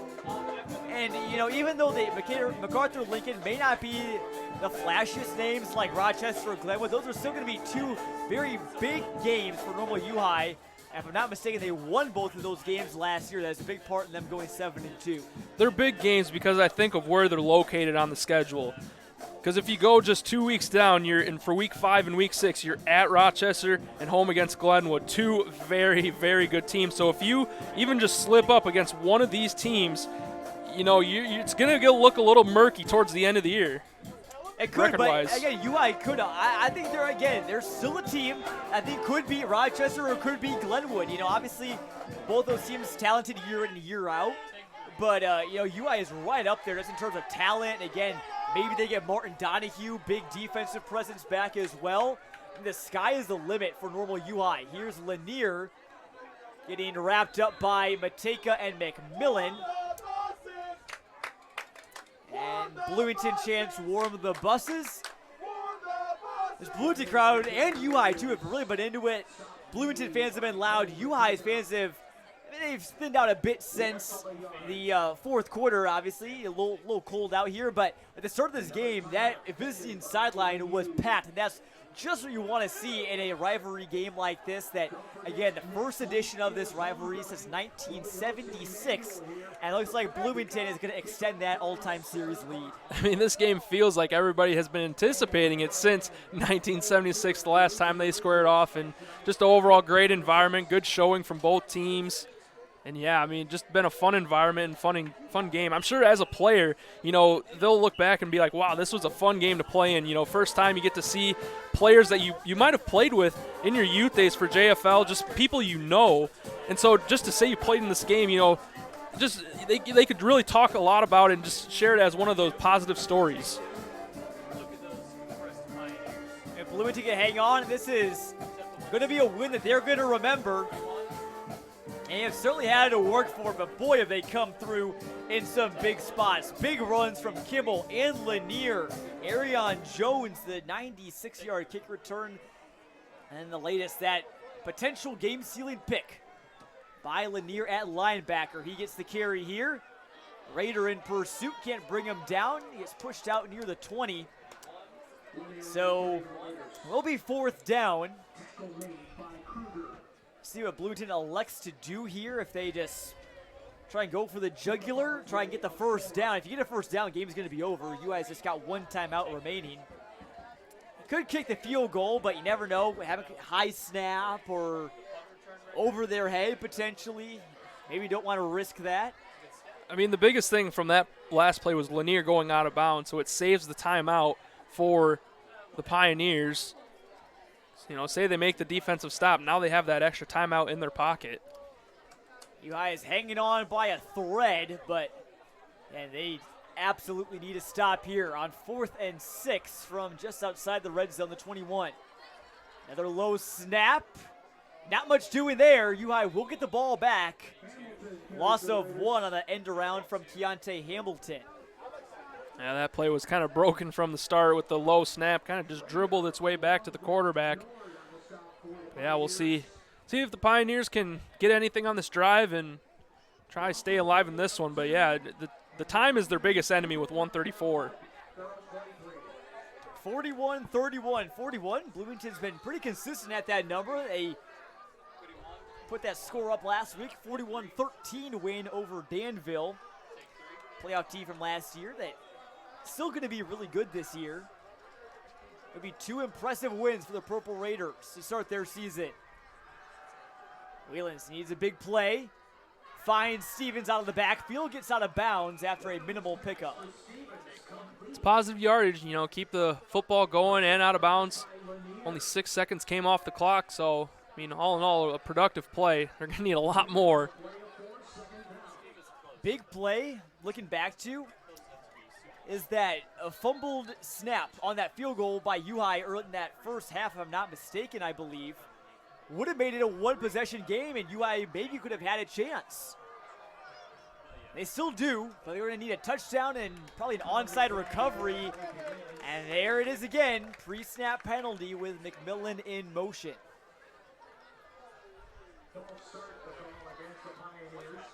I wish we had an official count on how many false starts they've had tonight. I mean, it honestly feels like it's almost reached double digits. Oh, certainly. I would estimate it's probably around that number as well.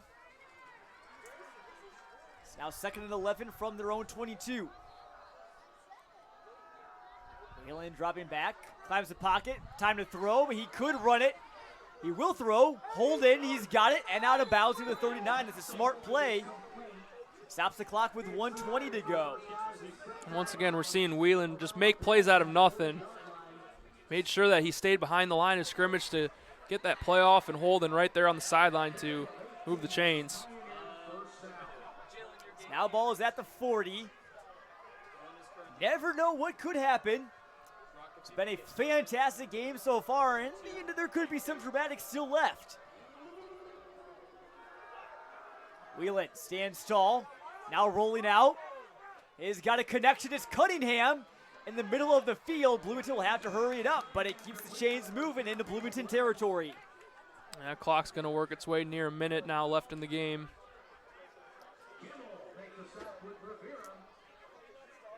And you can get the score here. You're going to need the football right back, though. Whelan setting the receivers on some deep routes. No one's open. Still looking. And just throws it out of bounds in the direction of Holden. But great coverage by Bloomington secondary there. Yeah, they certainly did a good job locking down everybody. Whelan, he's really liked running out of the pocket, trying to extend something, and the receivers have honestly done a really good job of following where his quarterback is to, find some space. You don't usually see that at this level, but on that time the Raider defense stayed with their man and didn't allow a completion. A seesaw battle. Again, the largest lead tonight was Bloomington 14, U-High 0. And early on we thought, Bloomington, they were in position to potentially open up a 3-score lead, but U-High said not so fast and have put up a fantastic fight here tonight. Whelan out route over to Cunningham. Can he get out of bounds? He does. Those little 10, 15-yard gains are in the right direction. And again, clock down to 57.4, but they do get out of bounds. Always got to work the sidelines in this game-like situation. If you're Bloomington, you gotta be playing defense. If you're playing Madden, kind of those pink or purple zones, kind of those deep hook zones that hug the sidelines to make sure that receivers can't get out of bounds. Well, another quick pass and a miscommunication there with Cunningham, who was running a little bit of a sluggo slant and go route there, turned up field, and the ball was behind him. Yeah, that could have been almost a game-ending turnover there, as Lorenz Higgins right there had almost a chance to make a play on it. Still 54 seconds left for UI. This last couple of minutes have taken quite some time. Whelan drops back, looking to throw. He's got Holden middle of the field. Breaks the tackle. Still going inside the 20. They can't bring him down to the 17. They'll stop the clock momentarily. He's do still have that timeout. There is a flag down near the 25. Kind of watching that tackle, I was curious if a hand might have grabbed a hold of a face mask there. Yeah, I was right. I saw my eyes were right. Wow, so UI will march even closer to the end zone. I mean, again, you can't count this Pioneers team out, Owen. This drive has been almost textbooks. I mean, it was textbook. You guys scored on the first play. But other than that, this is about as good as it gets. You're down at the 6 with still 45 seconds, and you still have a timeout. Yeah, late game situation. You always wanted to see your offense be productive, and they've moved the ball a long ways. Still have 45 seconds, and they're right next to the end zone. Strap in, folks. This could get a little bit more interesting. Wheeland in pressure. No, he evades the sack. Looking to throw. Gets rid of it. Was he out of bounds, though? I think they are going to say that Wheeland threw that ball out of bounds, so doesn't really hurt you. You lose a couple yards, but the clock is still stopped. Fantastic job keeping that play alive. Could have been much worse. Yeah, it looked like he was going to be drugged down by Robinson for a sack, but tried to make a play, but in the end, nobody was home in the end zone. A little bit more nervousness on the Bloomington side.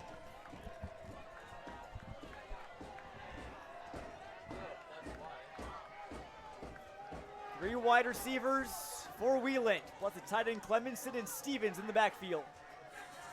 Rolling out right, looking for Clemenson, can't find him. Next guy, got the touchdown!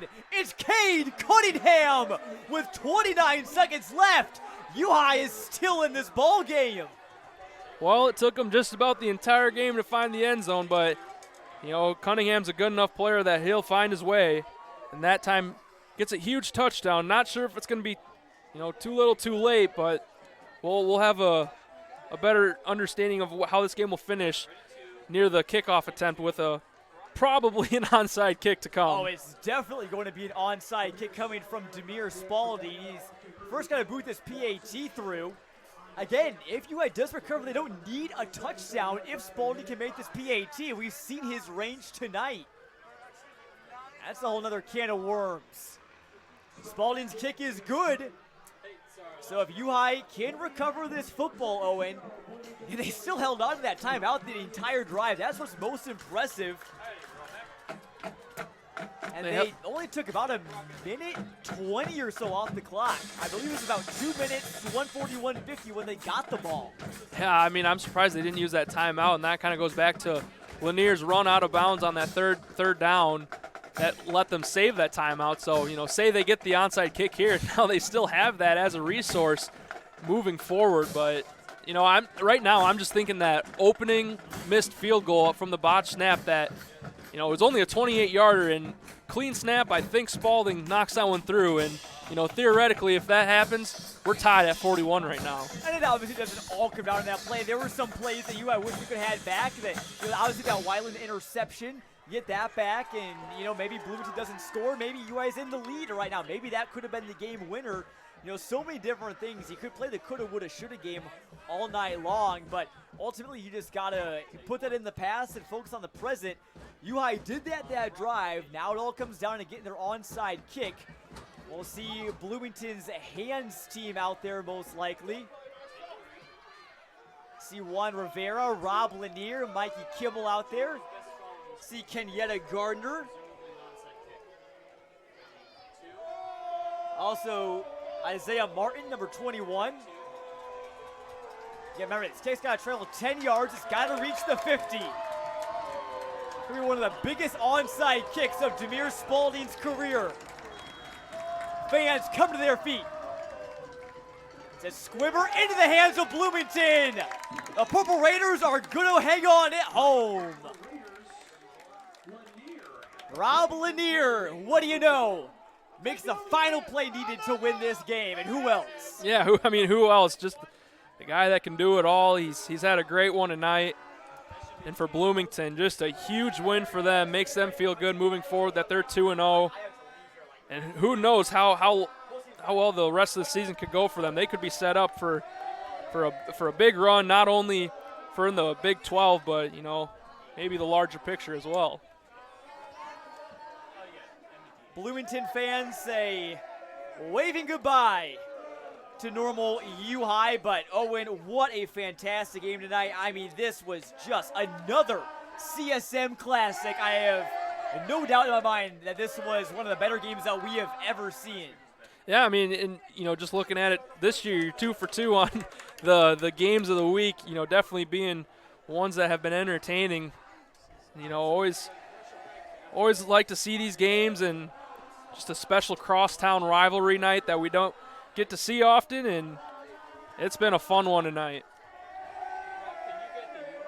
How about U-High, though? I'm just fighting until the very, very end. It gave us some great theatrics. They just couldn't quite get the onside kick. So the Pioneers likely will fall to 1-1. But, you know, even though there's some things I'm sure that Brody Walworth and his team wish they could have done better, as we had a flag down here on this onside kick, so we're still going to be here. Not sure. I think see what this is all about. I think I overheard someone say about the sideline kind of penalty.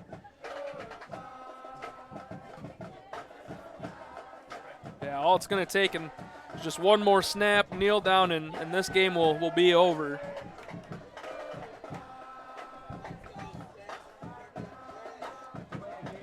So you get a little bit of an extended version of nah, nah, nah, hey, hey, goodbye from the Bloomington band. And all they have to do is just kneel it out. Oh, and we're going to be bringing up our player of the game, brought to you by Perfect Choice Exteriors. I have no question that it is Rob Lanier for Bloomington. Yeah, Lanier just did it all tonight. Offensively, had some big runs, some big touchdowns. And then on defense, he had an interception, some big tackles near the goal line, and just overall, just a great performance from Lanier, and I think that's reflective of the overall performance from the Purple Raiders tonight. They had a great game. A clock is going to wind out, and again, Rob Lanier, our Perfect Choice Exteriors player of the game. 65-yard touchdown rush, the interception, the onside kick recovery. What a game from that young man. Step aside for a quick break and come back and wrap things up here on CIBrown.com.